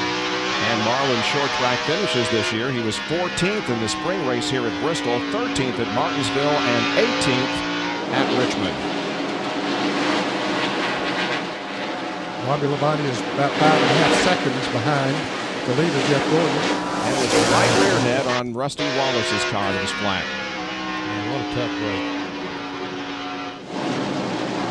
There is Terry Labonte passing the 33 car of Ken Schrader, who is not on the same lap as Terry. Labonte is in 11th, and Schrader is 1 lap down in 21st. But the car just ahead of Terry, the 1 car of Steve Park, is on the same lap as Labonte, as are the 23 car of Jimmy Spencer, and the leader is encountering heavy traffic, the leader being Jeff Gordon. He's catching up to Kenny Irwin, who is the last car on the lead lap. He is running in the 15th position. Kenny Irwin, that last caution flag, made a series of pit stops, and I saw him working on the car. I think Kenny Irwin made some contact with the retaining wall off turn 2. Right now, a little bit slower. Bill Weber. And after that last pit stop for that short green flag period, Benny, he went back out. He says the car is just turning way too soon. It's like it's reading my mind. It turns it where I want it to. They brought him in. They made a track bar adjustment, topped him off with fuel, sent him back out. Well, he finally passes Kenny Irwin, putting him a lap down, and now 14 cars are on the lead lap. Running in 14th position is Chad Little, but he's quite a ways ahead of Jeff Gordon. Gordon leads by 0.3 of a second over Mark Martin. Stewart is 3rd, followed by Bobby Labonte and Sterling Marlin. We'll be right back. And yet another caution is waving over Bristol Motor Speedway, the 7th of the evening. Chad Little among those involved. He's been in the pits a couple of times. He is going back out on the racetrack right now, still on the lead lap. But the car that took the big hit, well, we're going to see who it is. Jeremy Mayfield, the Mobile 1 car goes up. He gets tagged by Chad Little, goes up and just about backs it in the fence. But he comes off the racetrack, and I think the 25 runs into him, doesn't he? Yes, he does. You can see he tries to get slowed down to 25 of Wally Dallenbach, but the leaders were coming right up on this. Yep. Jeff Gordon and Tony Stewart got by Gordon in that Got little by exchange. Mark Martin, yeah, into 2nd position. Now from Wally Dallenbach. And there you see the contact between Chad Little and the John Deere, the green car, and Jeremy Mayfield. And they meet nose to nose right there. What a terrible place to meet. And Dallenbach just slides into the pits. And Jeremy Mayfield also makes his way onto his backstop pit area. 4 cars involved in the crash. Jeremy Mayfield, Bill Elliott, Kenny Irwin was involved, as was Chad Little. Kenny Irwin was trying to beat the leaders back to the line to get his lap back, and I think ran on the wreck trying to do that. So again, with the caution flag out here at Bristol, it's Gordon, Stewart, Martin, Labonte, and Mark. Back at Bristol Motor Speedway, we went green and we had another crash while we were away at commercial break. I know you find that hard to believe, folks. We had a crash right at Bristol Motor Speedway. Unbelievable, isn't it? It is. Anyway, the leaders have come in for another change of tires during this caution. 4 cars again were involved in this most recent incident. We will back up our videotape and show you what happened early on. There's Tony Stewart out of the groove. Tony Stewart, I think, might have had a flat tire. He goes to the corner.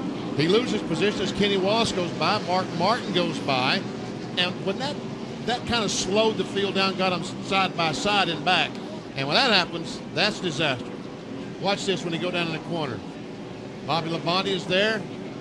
You ever see Kenny Irwin, the 28 car, and the 36 car of Jerry Nadeau make contact, and there we see the 22 car of Ward Burton going to crash. From the Pennzoil copter cam, there's the contact that sends Irwin sideways, and then the chain reaction. Mike Skinner, we see the Lowe's car also involved. Ward Burton was on the lead lap and was involved, as Steve Park was also involved. Rusty Wallace got through. We'll ride with him on his onboard camera. I think he might have got bumped just a little bit, but not too hard. We'll see when he gets in there. Yep, hit the 31 car, Mike Skinner. Let's check Mike Skinner's Lowe's Home Improvement Warehouse onboard camera. He goes down the corner. We see Irwin make contact with the 36 and around to go, man. Yet another angle of these cars going in turn 3. There's the contact. We see Michael Walter run in the back of the 22 car and spin him, and the 1 car of Steve Park in the back of the 7. Might be some damage on that 1 car of Steve Park. Down to Jerry Punch. Tony Stewart, big break for him, Doc, because his tire was flat, right? Exactly, Bob. Some nights you're good, some nights you're lucky, some nights you're good and lucky. And tonight, Tony Stewart is both. This is the right rear tire. On the restart, he yelled, tire, tire, tire. The car got sideways, jumped very, very loose. And, of course, they jumbled up behind him. And because of the jumble, the caution came out. He got a break, got to come on pit road for 4 tires. Otherwise, he would have lost probably at least 2 laps, and his chance for a victory would have been over. Let's check in with Bill Weber. Well, Jerry, Mark Martin's been tight at the beginning of his runs and strong at the end of them. Though the last pit stop, they tried to make the car better at the beginning of the run. Well, they made the car way too tight. So Mark came in, got 4 tires and a track bar adjustment, then got pinched in by other cars coming down pit road and lost several positions. Last time I checked, he was back to 9th. Now he's very concerned about traffic on the restart. As for Sterling Marlin, another strong run for him here at Bristol. His car, they'd only made a track bar adjustment earlier in the race. This time, the car was getting too tight as the track is changing. They raised the track bar just a little bit, gave him 4 tires and fuel. John. Mentioned that Steve Park had run into the back of the 7 car. He was on the lead lap at the time, but now he's losing laps in the pits as the team has to put a new radiator in the car. When he got into the back of Michael Waltrip, he broke his radiator, so he's going to lose a lot of valuable time here on pit road. These cars off. Be ready now. Now, the first 5 cars did not pit on this.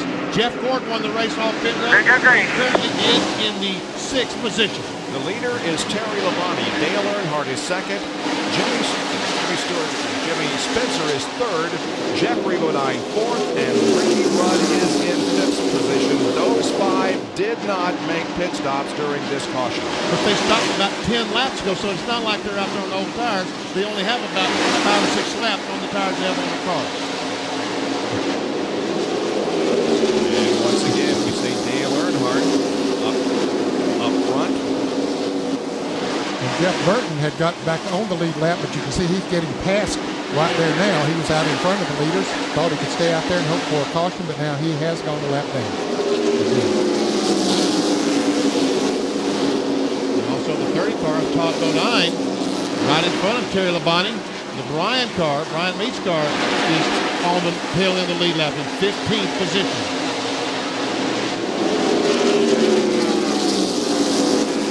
Johnny Benson has come back out. He's 48 laps down. Terry Labonte in his 625th straight NASCAR Winston Cup race and his 41st straight here at Bristol. He was the fastest in happy hour, which was held in the heat of the afternoon, and perhaps isn't a good indication of who's going to be good in the race. But right now, Terry Labonte, by virtue of the fact that he did not stop during this most recent session, is in the front of the field by about a half second over Earnhardt, and a massive traffic jam back here. Gordon right in the middle of that. Mark Martin is in the middle of it. Tony Stewart, all of them in very, very heavy traffic. Stewart is 8th, Mark Martin is 9th. Bobby Labonte is back to 7th. But that's all as a result of the front 5 cars not pitting on this caution. That's why they're back as far as they are.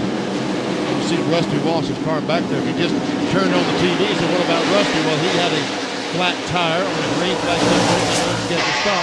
So he's a couple laps down back in 25th position. And if you are not aware of what happened earlier in the evening, points leader Dale Jarrett had a couple of crashes early on. He's 156 laps down in 40th position. And Terry Labonte trying to put Todd Bodine down a lap.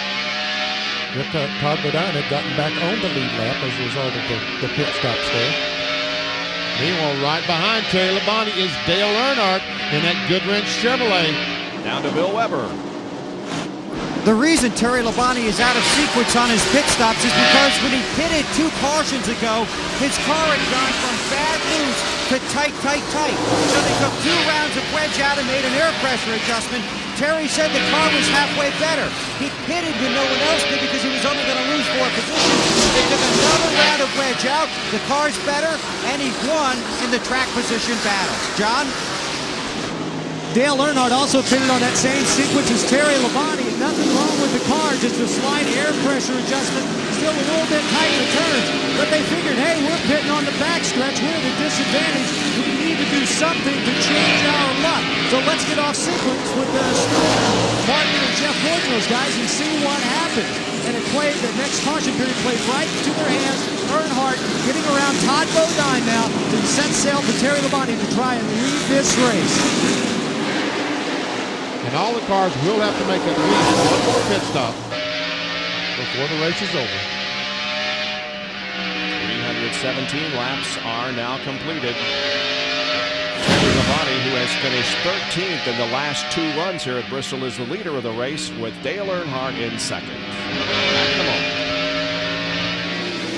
Bob Jenkins, Vinnie Parsons, Ned Jarrett, John Kernan, Bill Weber, and Dr. Jerry Punch back at Bristol Motor Speedway. It's the Goody's Headache Powder 500. 326 laps completed. Terry Labonte leads Dale Earnhardt, Jimmy Spencer, Ricky Rudd, and Jeff Gordon. Those are the top 5. Seems very familiar. Back about 1995, didn't we see these 2 battle to the checkered flag with Labonte sliding across the finish line and then banging into the wall? Yes, we did. As a matter of fact, on NASCAR today, he talked about that. That had to be his most exciting race here at Bristol Motor Speedway, winning in victory lane with the thing all radiator all broken. Back in 9th, 10th, and 11th place, 8th, 9th, and 10th, we have Tony Stewart.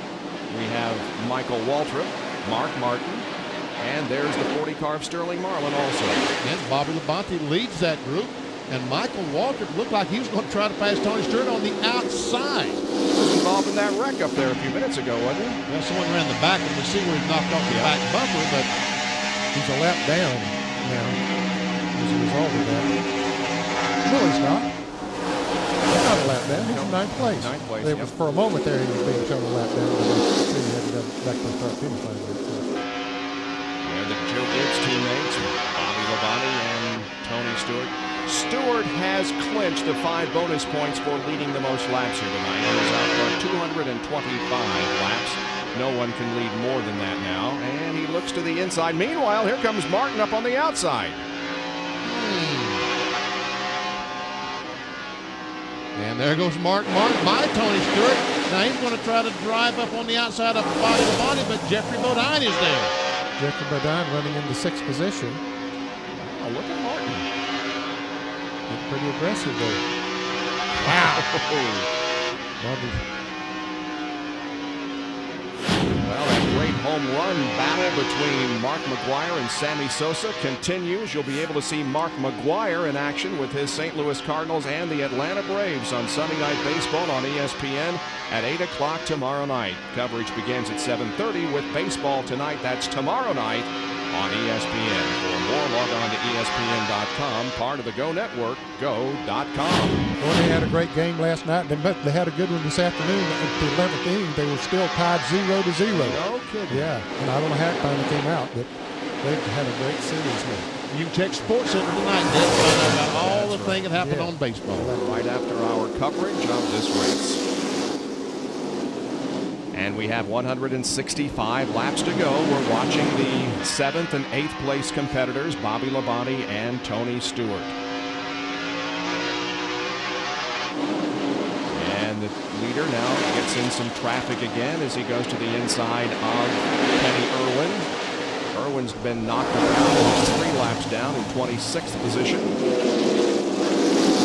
Been knocked around. That's pretty well put, Bob.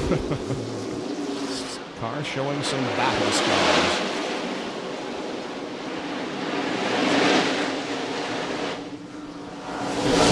Back after 9 car, the Melling car, back on the racetrack after the contact with the outside retaining wall. Speaking of the Atlanta Braves, the car being sponsored by the Atlanta Braves this weekend. There's the interval on the clock. It's about 43 hundredths of a second as Terry Labonte comes up now on Jerry Nadeau once again. Nadeau running in 22nd spot. The action being covered from overhead by the Pennzoil copter cam.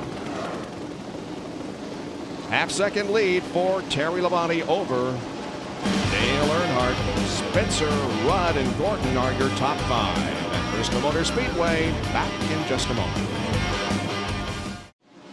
Beautiful overhead shot of Bristol Motor Speedway in the northeast section of Tennessee. It's the Goody's Headache Powder 500, 23rd race of the 1999 NASCAR Winston Cup season. You know, the official NASCAR website, www.nascar.com, has a lot of features, one of which is at just about every race, a half hour afterwards, one of the ESPN announcers gets on and does a chat with some fans. I did it last week after Michigan and had a great time. Appreciate the great questions from the very knowledgeable motorsports fans up in the Michigan area. So check it out at www.nascar.com.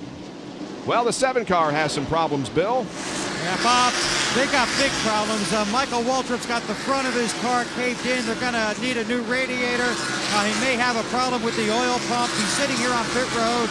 It's going to be a lengthy stop. You can see the steam billowing out. So a radiator problem, sheet metal problem, maybe an oil pump problem. There's shot directions. Michael's sitting there watching.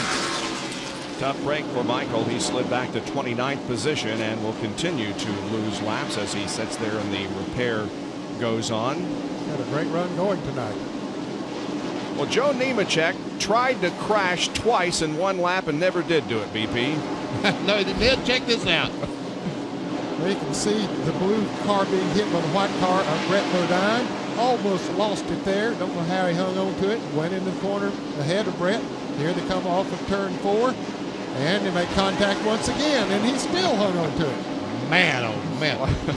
Rusty Wallace is going to check it out. There they come off turn 2. Oh man, great job by Nemechek. But he drives that baby back down in the corner. Oh, different. That was off turn 4. That was not off turn 2. That was the second hit. All right, here comes the leader, Terry Labonte, through some traffic now. He's put a little bit of traffic between himself and Dale Earnhardt. Now 3 cars. As Earnhardt goes to the inside of his teammate, Mike Skinner, and gives him a kiss. Tell you what, they made a little bit of contact there. That might have knocked that. But look, we see some sparks coming up from under the 3 car. John, what's going on? Benny Dale hadn't said anything about that, but he did a few laps ago radio in and tell the team, and you see sparks flying from the cars. He bottoms out in the turn. He told the team the car had gotten extremely tight, hard to turn in the corner.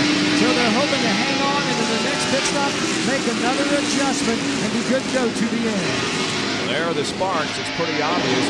Meanwhile, Labonte has pulled away by more than a second over Earnhardt. Like the right front tire lost some air and letting it go down some more and drag the racetrack. But I don't know. Right now, Terry Labonte, these guys are not making much progress on gaining on Terry Labonte. As a matter of fact, he ran 111 miles per hour that last lap, and the next one fastest was Earnhardt at 110 miles per hour. And how about Jimmy Spencer, who is in 3rd position, has been strong all night, started this race 24th. He's one of those pitting on the backstretch, but still running in 3rd. Of course, Earnhardt is also pitted over on the backstretch. John Kernan, more on Dale Earnhardt. Bob Dale Earnhardt just radioed in and told the crew, I think I knocked the right front fender down onto the tire. So they're going to have the spotter keep a close eye on that, because if it's hitting the tire too much, of course it could eventually cause it to go flat. And if a right front goes flat at Bristol, especially when you go into the turns, you're going to hit the wall extremely hard. And he did that when he tried to pass his teammate Mike Skinner.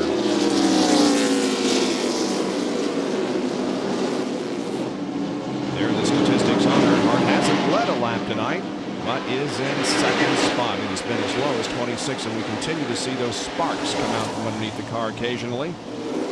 Now that last lap, Dale Earnhardt ran faster than the leader, Terry Labonte. He ran over 111 miles per hour. So what we're seeing evidently is not hurting the performance of the Goodrich Chevrolet.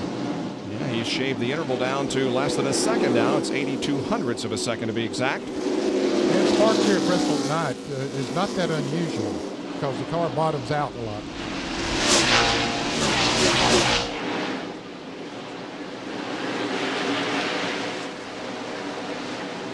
Terry Labonte sets the pace here with 363 laps to go. They're the top 10. Back in a moment.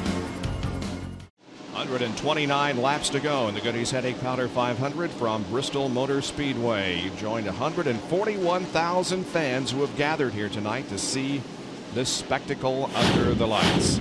RPM tonight at midnight tonight on the Deuce. We'll have the preview of the Grand Prix of Belgium, which is run tomorrow. We'll recap this race, and the Pep Boys Indy Racing League is in action at Pikes Peak International Raceway tomorrow. The preview at midnight tonight on the Deuce. For more, log on to ESPN.com, part of the Go Network, go.com. Terry Labonte leads, but it's only about half a second now over Dale Earnhardt. There they are with the current points leader of the Winston Cup Series, Dale Jarrett. He was in between them. Now here comes Dale Earnhardt to the inside of Jarrett. Jarrett is running in 39th position. He is 158 laps behind. That was because he spent that much time getting repairs to the car. And the points have been shaved by 100. 214 now. Mark Martin behind Jarrett in the battle for the 1999 NASCAR Winston Cup Championship. Mark Martin currently being shown in the 7th position. He's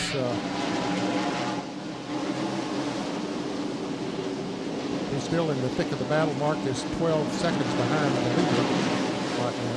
You see this group of cars, all these cars are right in front of the leaders. Here comes Terry Labonte and Dale Earnhardt hard on his tail as he tries to catch him. Meanwhile, Labonte trying to get through this traffic. Oh, Earnhardt some contact there with Jeffrey Bodine going into 3.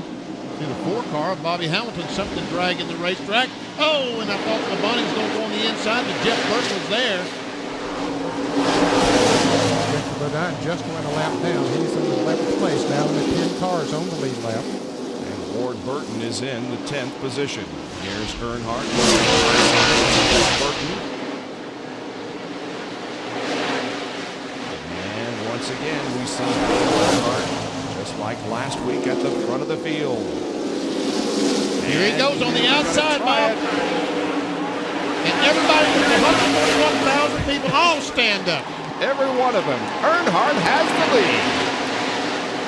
On lap 380, Dale Earnhardt passes Terry Labonte and takes over the front spot. And he will be the 6th and make that the 5th leader tonight.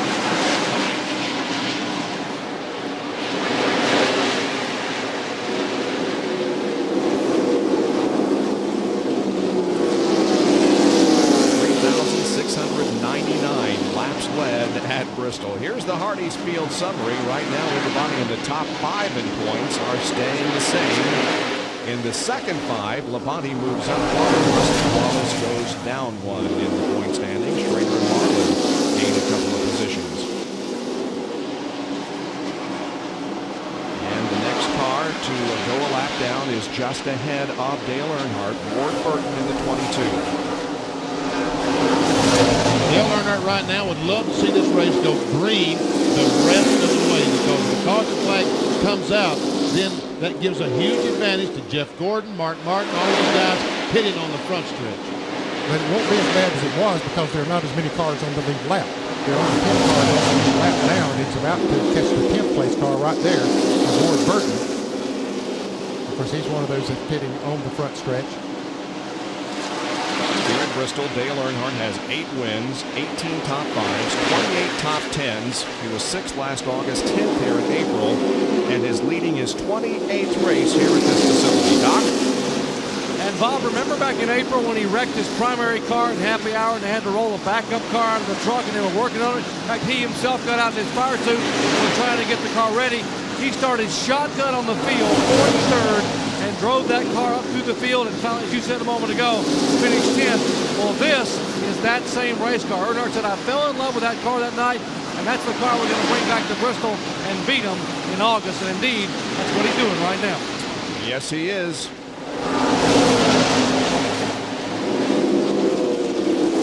Remember, he is off sequence as far as the pit. Not by a whole lot, but everybody will have to make, as you pointed out earlier, at least one more pit stop. And certainly they're within the window now. 12 laps to go. They can go the rest of the distance.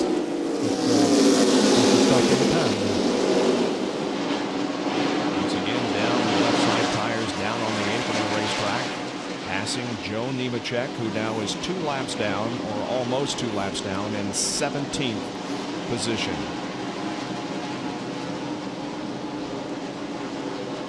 Ricky Rudd is now the 3rd place car. There we see the tied ride, and right behind him is Jeff Gordon, the DuPont Chevrolet. He is currently in 4th place. And check our AutoZone on-track interval between Earnhardt and Jeff Gordon. And then we see that Jeff Gordon has closed in almost a second and a half on Dale Earnhardt in the 5 laps between lap 383 and 387.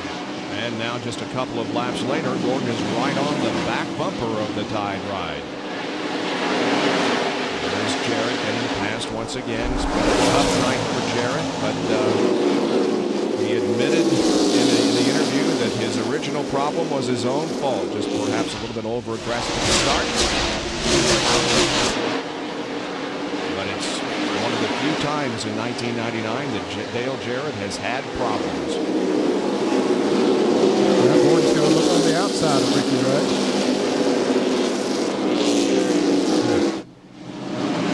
He's got a good run going on the outside.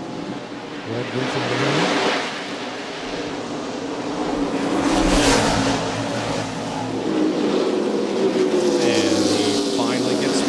So move Jeff Gordon up into 3rd position. Laps continue to click away. Just a little more than 100 remaining now in the Goody's Headache Powder 500 from Bristol Motor Speedway. Dale Earnhardt leads Terry Labonte. Goody's Headache Powder 500 NASCAR Winston Cup race on ESPN being brought to you by Polaris Watercraft. Ride the best. By Quaker State for protection beyond 3,000 miles under any driving conditions. And by the more than 2,700 AutoZone stores across America. AutoZone, the best parts in auto parts.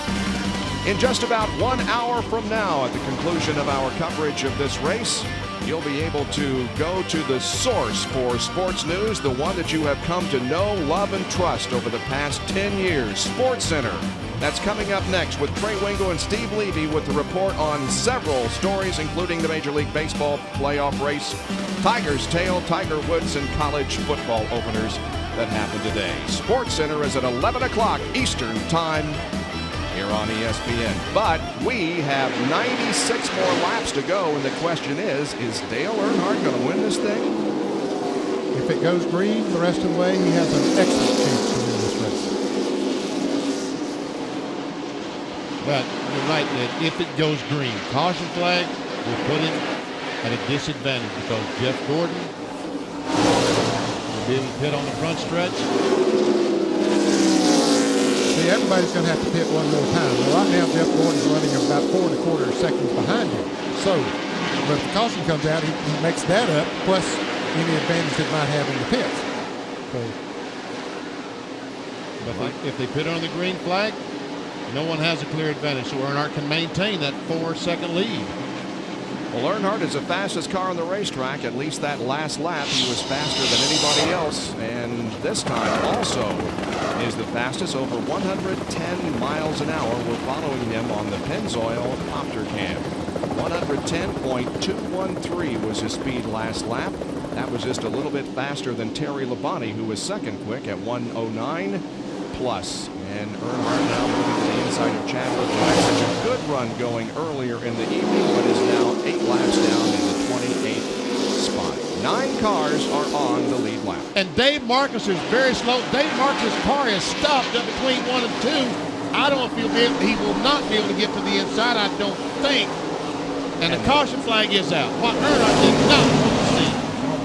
Marcus is moving down the backstretch, but the caution has already come out. A tough break for Dale Earnhardt. Well, let's see. Let's see what happens. Let's not count him out yet. This is the 9th caution of the evening. Some pretty good damage to the front of Dave Marcus' car. He had been running very slow on the high side of the racetrack for a couple of laps. Now, what it looks like, is that right front tire? Yes, it is. Flat, and maybe was trying to get down and couldn't. And finally came to a momentary halt, and then he cranked up and came on around. There are just 9 cars left on the lead lap. With 90 laps to go, Dale Earnhardt, of course, will come on pit road as the leader. 9 cars are on the lead lap. And, of course, those pitted here on the front stretch will get the first opportunity. Let's go to Bill Weber. The 5, the 24, and the 20 on your screen. It's a big break for Terry Labonte, able to pit under caution. His car's a little tight in the middle, but they don't plan to make any changes. Clean the windshield, give him 4 tires and fuel. Under green, this should be the last stop of the evening for the race leaders. Labonte getting the left side tires now. The Jerry punch. No adjustments on Jeff Gordon's car. 4 tires, 1 can of fuel only. The fuel's already in, the tires are on, and he's down and away. Earnhardt in the back pits in front of John Kernan. Dale Earnhardt with a 4-tire change as we watch for the guys on the front stretch. And here they come. Terry Labonte will not battle over his teammate Jeff Gordon. They swing by. There's 2 spots that Earnhardt lost, but that's all he's going to lose. A great pit stop for Dale Earnhardt as he goes back out in 3rd position, and the crew extremely happy about that. Behind Terry Labonte and Jeff Gordon. That's a disadvantage of pitting on the backstretch. He had a great pit stop, but he still loses 2 positions. And you know where he loses all of that, Danny? It's not that he had, like you said, he had a great pit stop. So the difference is when the pace car drops the front stretch, guys who are pitting on the front stretch off. And once he gets past pit road, well then you see the pace car don't run as fast as they do when they come out of the pits. When they come out of the pits, they accelerate full after they get to the end of pit road, and that's where the time is made up. Yep. So Richard Childress sees his driver Dale Earnhardt go from the lead to 3rd position here with the caution still out at Bristol. Since April of 1998, we have had 9 different winners win 9 short track races. Will we see a 10th different winner here tonight? Could be. Dale Earnhardt is right up there amongst them. He is in 3rd position right now, and this place would erupt if we had an Earnhardt win. Right now it is Terry Labonte and Jeff Gordon ahead of Earnhardt as the pace car gets set to pull off the racetrack, and the green flag gets set to wave in the air once again. Tony Stewart is 4th and Bobby Labonte 5th. Terry Labonte gets a good start there. Gets out in front of the lap car of Ward Burton.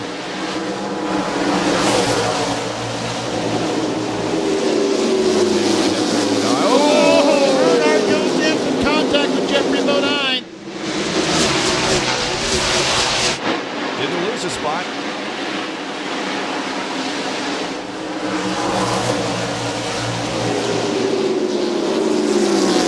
We see all the yellow writing has gone off that Goodyear tire, and then sometimes you can cut a tire down.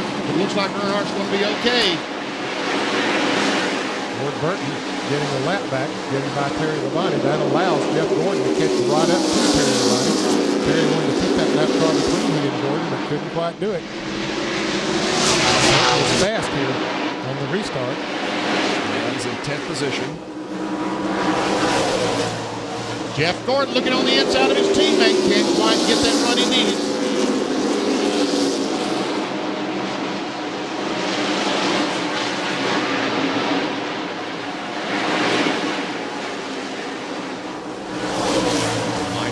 lap in about 50 minutes. SportsCenter has a report for you. Speed leading Trey Wingo standing by to bring you up to date as per usual on all the big news stories from the world of sports. Here's Earnhardt coming in closing on the back bumper of Jeff Gordon.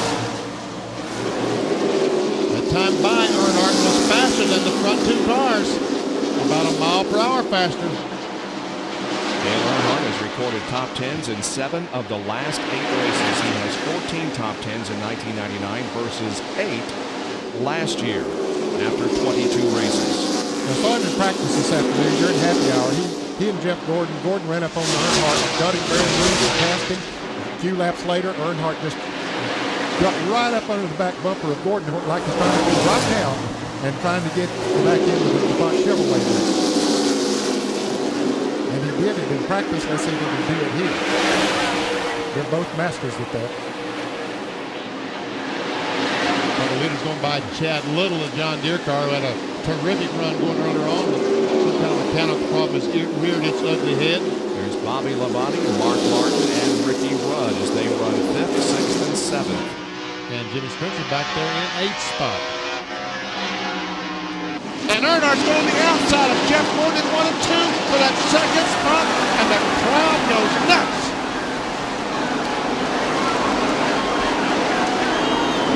Pretty closed up here, well above the crowd and in a big booth, but we could hear the eruption of the crowd when Earnhardt took second position. And Jimmy Spencer goes by the 6th car of Mark Martin and puts Martin back in 8th spot. And that Dale Jarrett's got to be loving that. Martin can stay back there. Well, that was 4 more points. But Mark lost. Earnhardt closes in on the leader of the race, Terry Labonte. Earnhardt has been unbelievable here tonight. Like he might have tested that high side again. He's getting a good run when he comes off of that high side. He's found something there that works. Now look at him get a run off the field. He picks up going down the straightaway. He's got something working there. Now he gets right on the back bumper. They're pulling away from Jeff Gordon.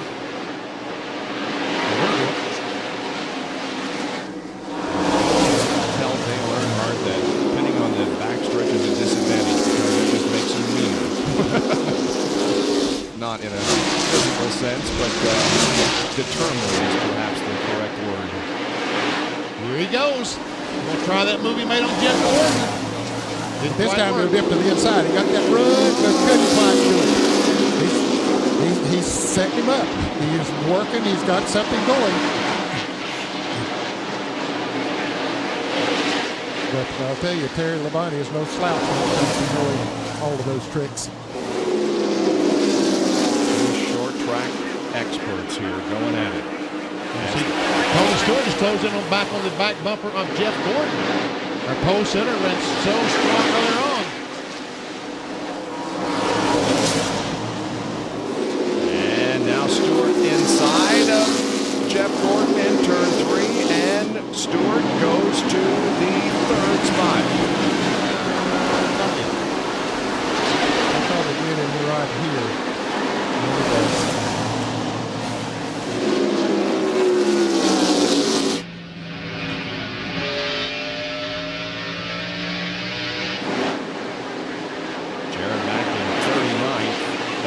He could possibly finish tonight is 38th at one more position. Here goes Earnhardt. He's on the inside. He's got position. He's going for the lead. Off of corner number 4, Earnhardt will take the lead from Terry Labonte on lap 4:36. And look at this 20 car coming. Tony Stewart is on a mission. It didn't take him long to run him down. Rushing out around Jeff Gordon.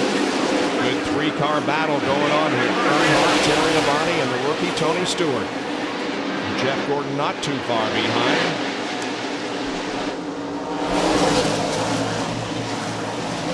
"65 laps make that 64. May sound like a lot, but it will go by very, very quickly. Don't stray too far from your television set, folks. We've got a good one at Bristol.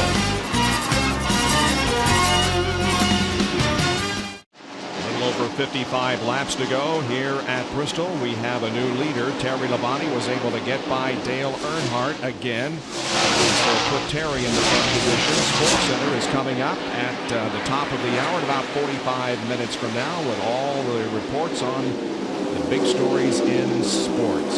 Sports Center at 11 o'clock Eastern Time. Okay, let's go back and show you how Labonte retook the lead from Dale Earnhardt. Got a great run off turn 4.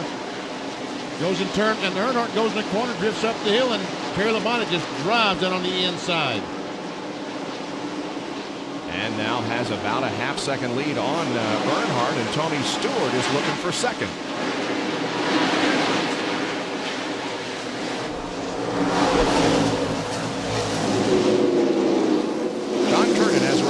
Back pit.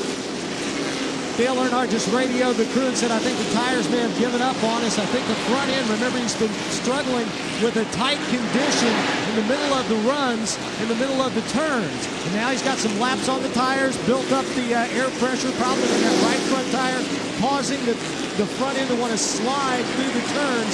So he has got his, I think as Vic Carson said during the commercial break, he has a real handful out there. Started to come back a little bit on Terry Labonte.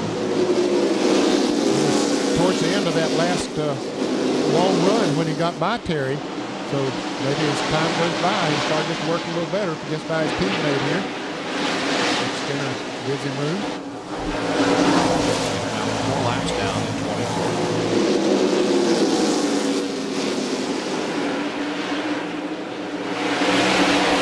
Cars running basically together, then back into 4th position, but some waiting for him to cross the line. 2 1/4 seconds behind the leader in the 4th place car of Jeff Gordon, with Bobby Labonte hanging in there in 5th. In 6th place is Ricky Rudd. Mark Martin has moved back to 7th, getting around with Jimmy Spencer. And here is 5th, 6th, and 7th.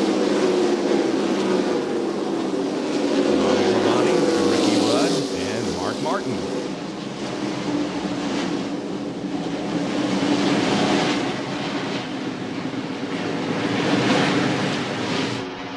Bobby Labonte has never finished in the top 5 here at Bristol. He does have 3 top 10 finishes, however.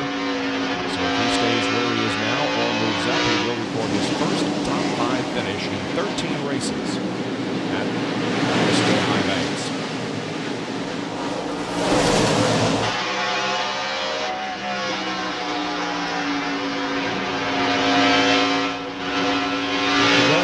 Bobby Labonte, he wants that 5th place. Well, Ricky Rudd has been a different part of his last couple races. He has really been strong.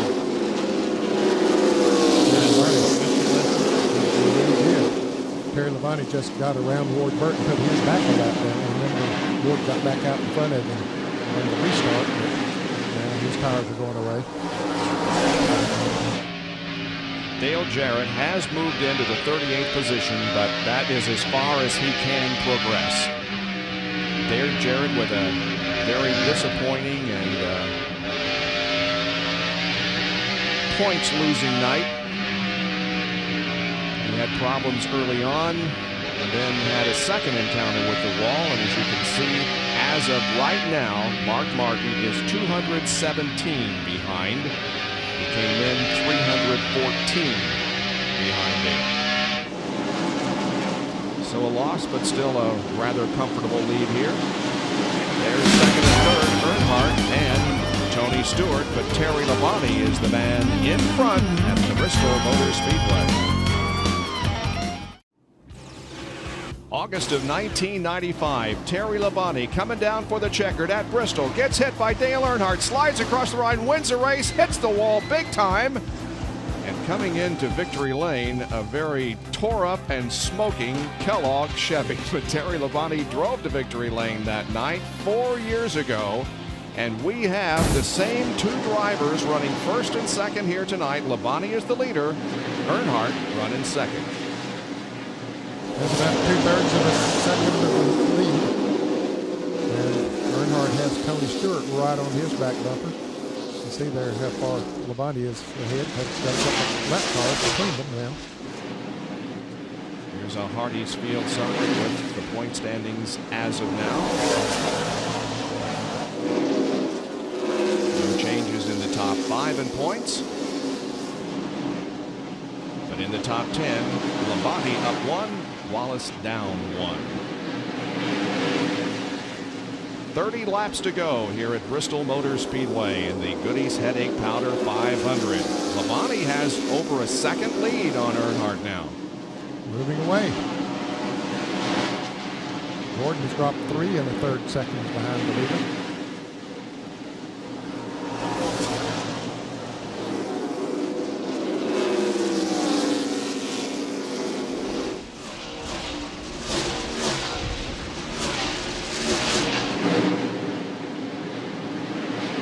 Center is coming up next at the top of the hour in about 35 minutes from right now.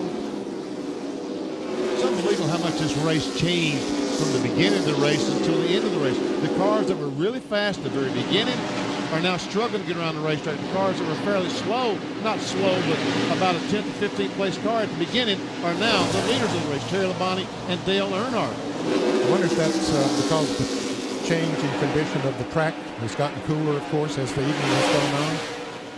It looks like to me that the racetrack really came to Terry Labonte, and it's really helped his effort to go to the front. And guys like Jeff Gordon and Tony Stewart, they seem to be struggling with the cool racetrack.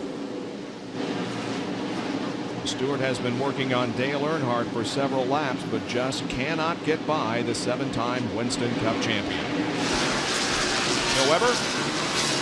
And remember, Benny, it was great communication between driver and crew chief that helped Terry Labonte find the handle here. They tightened the car up way too much. Then they backed it off a little bit. Then he made that out-of-sequence pit stop under yellow, backed it off a little more. They hit the setup. They made a slight air pressure adjustment on that last pit stop. And now Terry could be headed back to victory lane at Bristol. He won in Texas earlier this year after starting in 4th position. Terry Labonte started in 9th, and with less than 23 laps to go as the leader of the race. That last lap, however, Dale Earnhardt was the fastest car among the top 6. But Labonte's involved in some traffic again as he goes to the inside of Bill Elliott. Bill is back in 36th position, 96 laps behind the leader, 97 now. Tell you what, Earnhardt is not that far back. One little slip by Labonte, and Earnhardt will be right there on his back bumper. But now we've got traffic on the inside, outside. That's going to hurt Earnhardt's progress just a little bit. Terry Labonte has some very heavy traffic in front of him.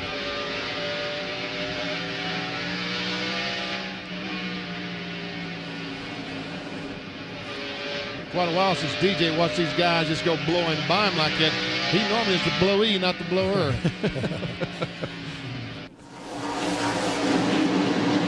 No, I've got that back. He's the blower, not the blower. Tonight, they just being passed. That's easy. right. 19 laps to go.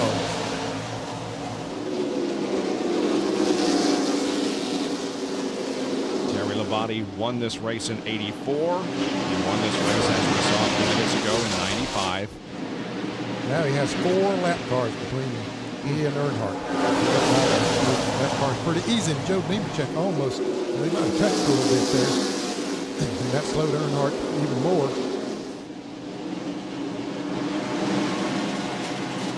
Now he's 1.17 seconds behind.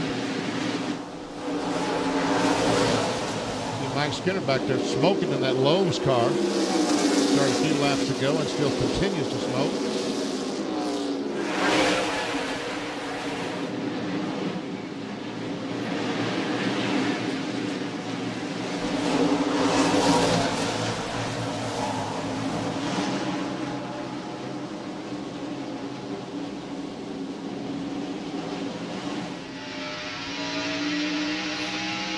Now this is Bristol. This is on board with Mike Skinner, the Lowe's car. Back bumper's ripped off. Yep. It's smoking. Nothing unusual about this shot. It's Ward Burton back there, who is still in the 10th position, although he is a lap down. Mike Skinner running right behind Dale Jarrett. Jarrett is out there completing laps, picking up Winston Cup points.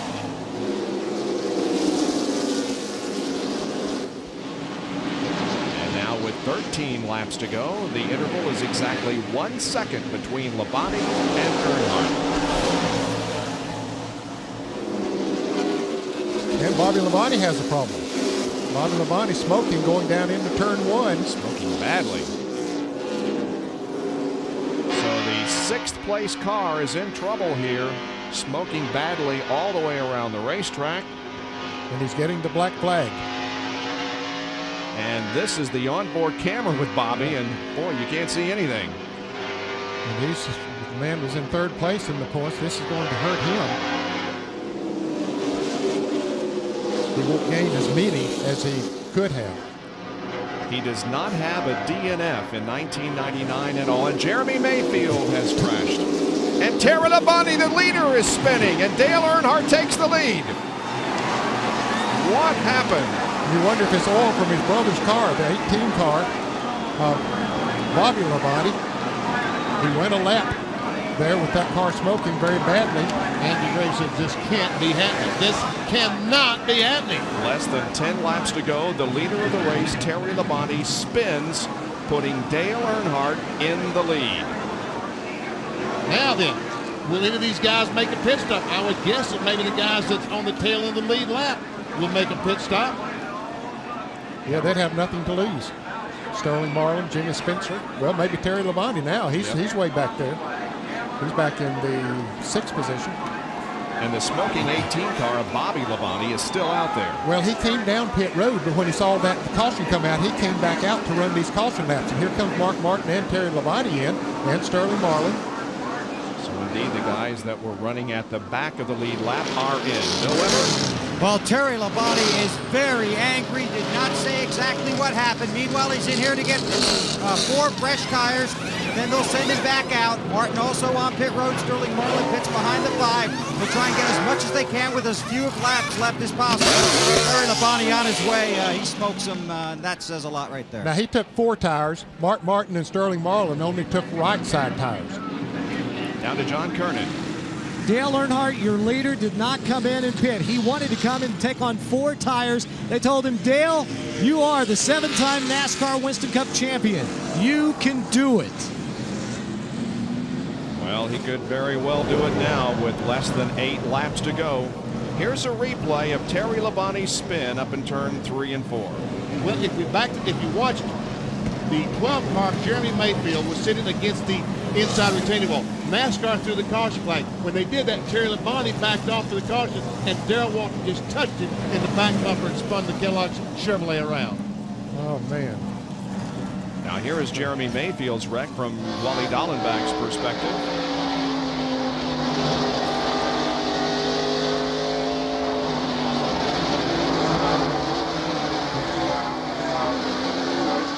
So there is Mayfield, and you saw Labonte pass, and then there's the apparent contact between Darrell Waltrip and Terry Labonte.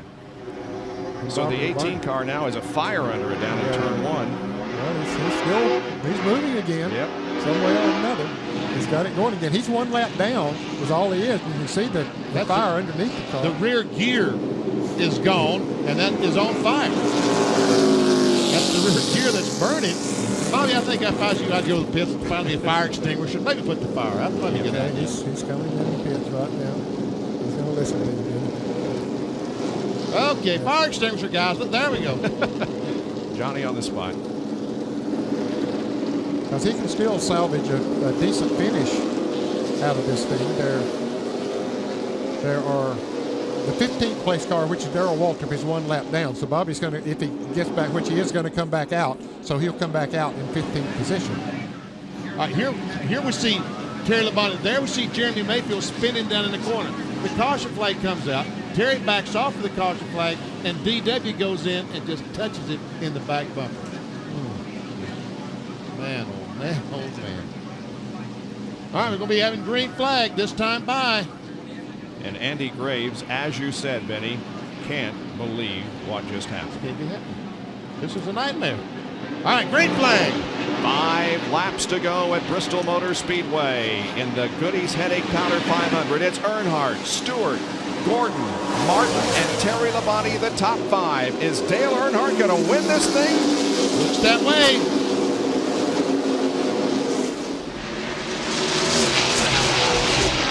Terry Labonte on the inside of Mark Martin. He goes by.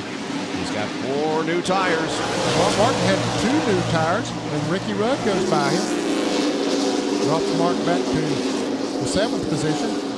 And here comes Labonte by Gordon. He's moving. Man on a mission. He really is on a mission. And of course, he has those 4 fresh tires, as you say. If he can get by Stewart, which it looks like he will. Man, oh man, look at Labonte go. He's got second, and they're coming up on 2 laps to go. He's going to catch him. Can he pass him? This might be deja vu all over again, but in reverse. And Labonte inside of Earnhardt. He taps him going into the 3rd corner. He gets way down on the apron of the track. Coming to the white flag. There's a leader change, and Labonte takes the lead. And meanwhile, Ricky Rudd trying to... Oh, and Earnhardt spins him out. Oh, man.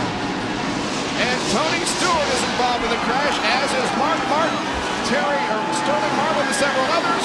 Dale Earnhardt takes the checkered flag. And Jimmy Spencer ran second. Bristol.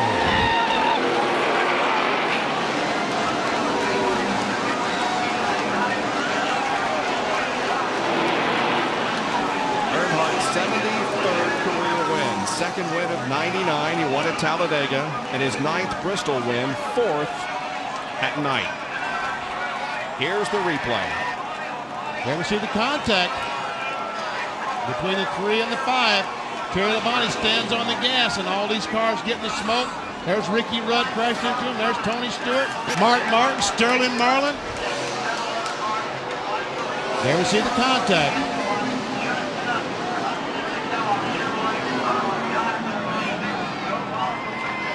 Yeah, that's too bad. There will be talk about this one for a long time. John Kernan with Richard Childress.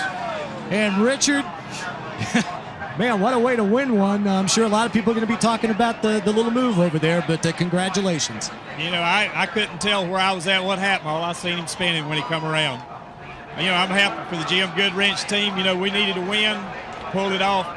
Tickle to death for Dale Earnhardt. What about the effort that the guys back here on the crew did hitting on the backstretch, because that is such a handicap? You know, we would have probably pitted there at the end, but it wasn't no way we could pit when you with the backstretch speed and everything. There was no way that we could come out and beat them. We were just going to lose 3 or 4 spots, so wasn't no way we could do it.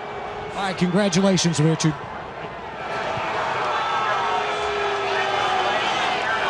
Dale Earnhardt is in victory lane. It's the lowest start ever for a Bristol winner, and only the 2nd time that a driver has pitted from the backstretch and won. Davey Allison did it from the 19th starting position in the spring of 1990.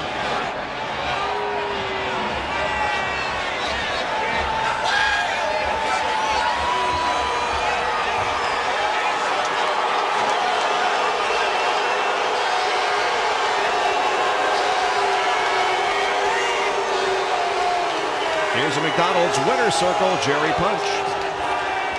Well, Dale Earnhardt climbs out with his 9th victory at Bristol. And Dale, that's what Bristol's all about. Take us through those last couple laps. Well, we knew we didn't get tires, and I didn't know who got tires behind us. All I knew is I needed to protect that bottom and try to go. And Terry got into me in the middle of 3 and 4, and I was going to get back to him and just rattle him. I wasn't going to wreck him, but I got to him and he turned him around. So didn't mean to really turn around, meant to rattle his cage, Joe. You had an outstanding effort coming from 26 to the front. The track come to you tonight. Well, not really. The car was still a little tight center, and I don't know. This is a heck of a way to win. I'd like to beat Terry and raced him back, side by side. But like I say, I got into him a little bit to get by him, and it got him loose and spun him out. But the Goodwrench team, Richard Childress, all the guys, they did a great job. We just lucky to be there at the end. on the last restart, Dale. It looked like you were able to charge and go by Labonte, and he went back by you. Did your tires heat up a little bit and go away? On the last restart, he had stickers, didn't he? I don't, you know, he just he'd have beat us if, you know. I was going to just try to shake him and get under him. I wasn't going to try to wreck him. All right, Dale Earnhardt obviously happy in victory, but mixed emotions. Doesn't like to be able to turn anybody, including his buddy Terry Labonte. As Richard Childress comes over and gives him a big hug, and now the celebration will continue. The Intimidator's 73rd career victory. Bob? Quite a night here at Bristol Motor Speedway. Terry Labonte, Dale Earnhardt battling for the win of the race right down almost to the checkered flag. Here was the contact between the two in turn number 2 on the last lap. Terry Labonte spinning around, collecting several others behind him, including Tony Stewart, who is running in second position. Here's another angle. The contact sends Terry Labonte, who had taken the lead away from Dale Earnhardt, sends him around in a big plume of smoke, and it resulted in Dale Earnhardt going to victory lane. That's the Goody's Headache Powder 500 at Bristol Motor Speedway. We'll have more from here in a moment.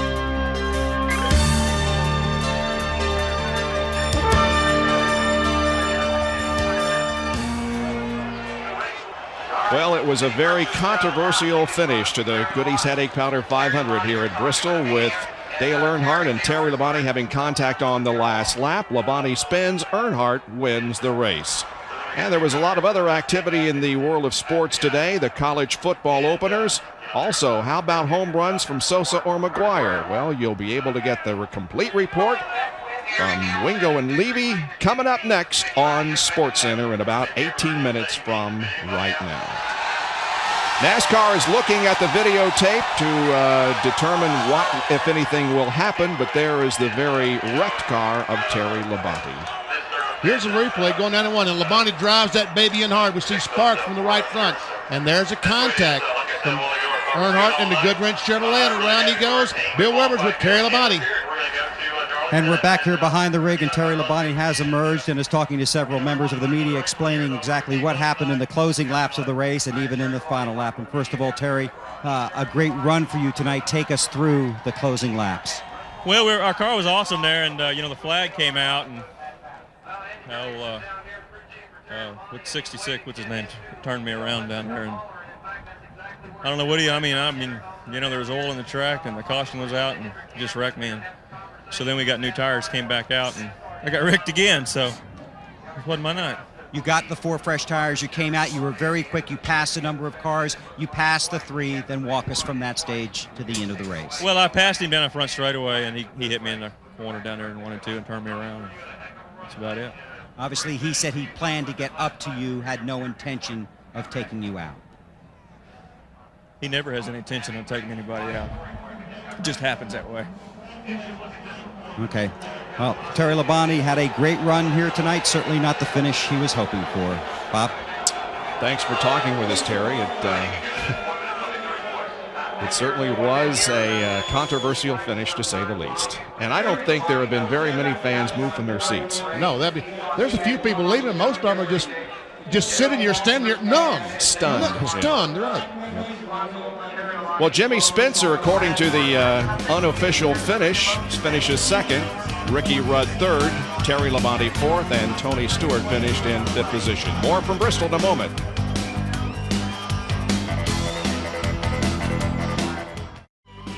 Well, the full moon is out, and it's been one of those nights here at Bristol. Coming up next, SportsCenter at the top of the hour at about 12 minutes from right now. John Kernan is with second place finisher Jimmy Spencer. And on that last caution, Jimmy was one of the guys who came in. He took on right side tires, and Jimmy, I guess it paid off in the way of a second place finish. Congratulations. I'm trying to file a 3-second, even a 1-second penalty to Earnhardt. You know, it'd be really nice, you know. That was a great finish. You know, Donnie and Travis made a great call on 2 tires, made our car hooked up awesome. You know, we were 8th at the start, and to come back and get second there is just absolutely incredible. And Team Winston guys, Food City, Maglite people's worked hard with us all year long.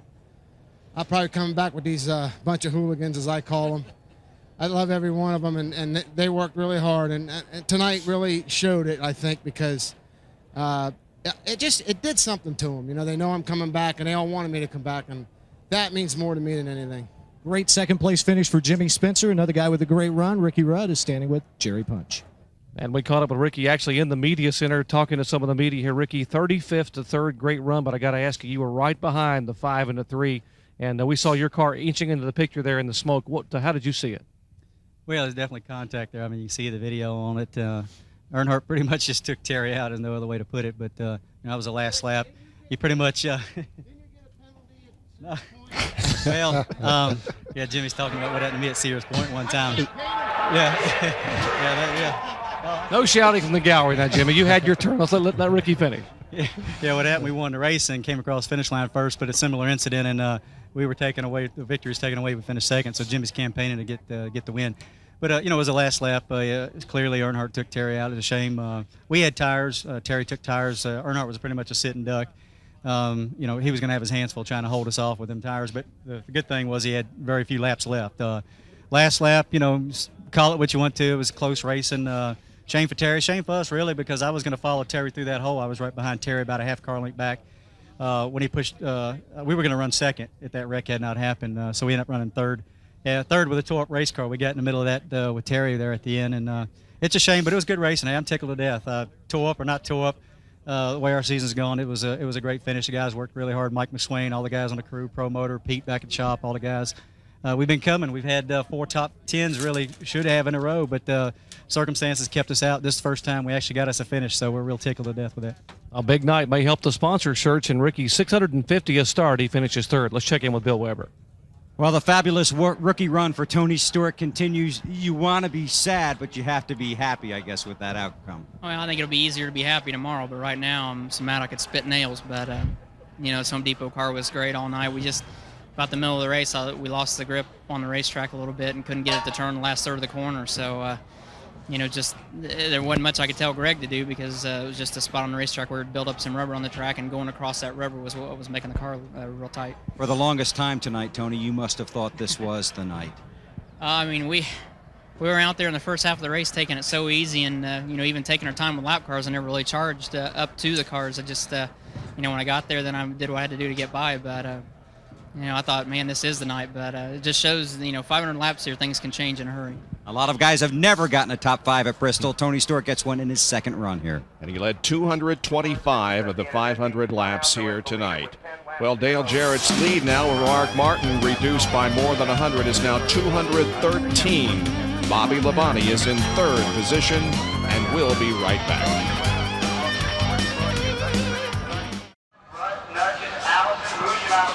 The fireworks are going off here at Bristol Motor Speedway, signifying the end of an exciting, controversial race here tonight. Dale Earnhardt emerges as the winner, with Jimmy Spencer finishing in second. Tony Stewart, you see the double yellow arrows there indicating that he led the most laps here tonight. This is the unofficial finish. Terry Labonte ended up in 8th position, could not make it back to the start-finish line after the big crash. Todd Bodine with a good finish in 15th spot. Rusty Wallace ends up in 18th. You see Bobby Labonte all the way down there in 27th position with that rear end problem that he had there that caught on fire. Slick Poston will be very unhappy to know one of his gears burned up here at Bristol. And the rest of the field, you see that Dale Jarrett ended up in 38th position.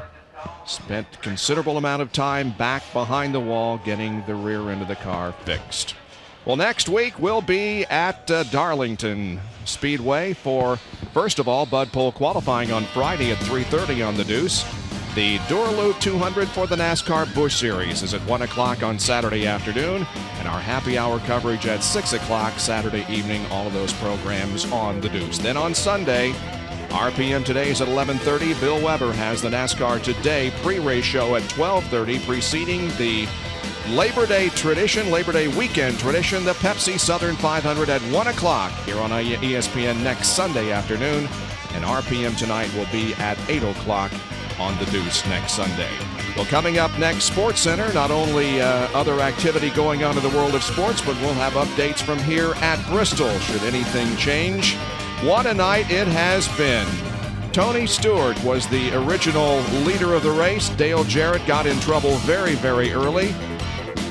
There was one exciting moment after another. Jerry Nadeau with a controversial incident with Dale Jarrett. He spent some time in the penalty box. Jarrett with about 162 laps behind the wall before they got the car finally fixed and back out on the racetrack. Ray Evernham watched as his driver Jeff Gordon lead for 48 laps here tonight. But there was more spinning and crashing out on the racetrack and a lot of pounding out of the sheet metal back behind the wall. Dale Earnhardt, well, he drove to victory here tonight, but it was a very controversial finish as he and Labonte had contact on the last lap of the race, sending Terry spinning and Dale Earnhardt to victory lane. That's the story from Bristol Motor Speedway. We'll see you next week at Darlington, South Carolina. This is Bob Jenkins. So long, everyone.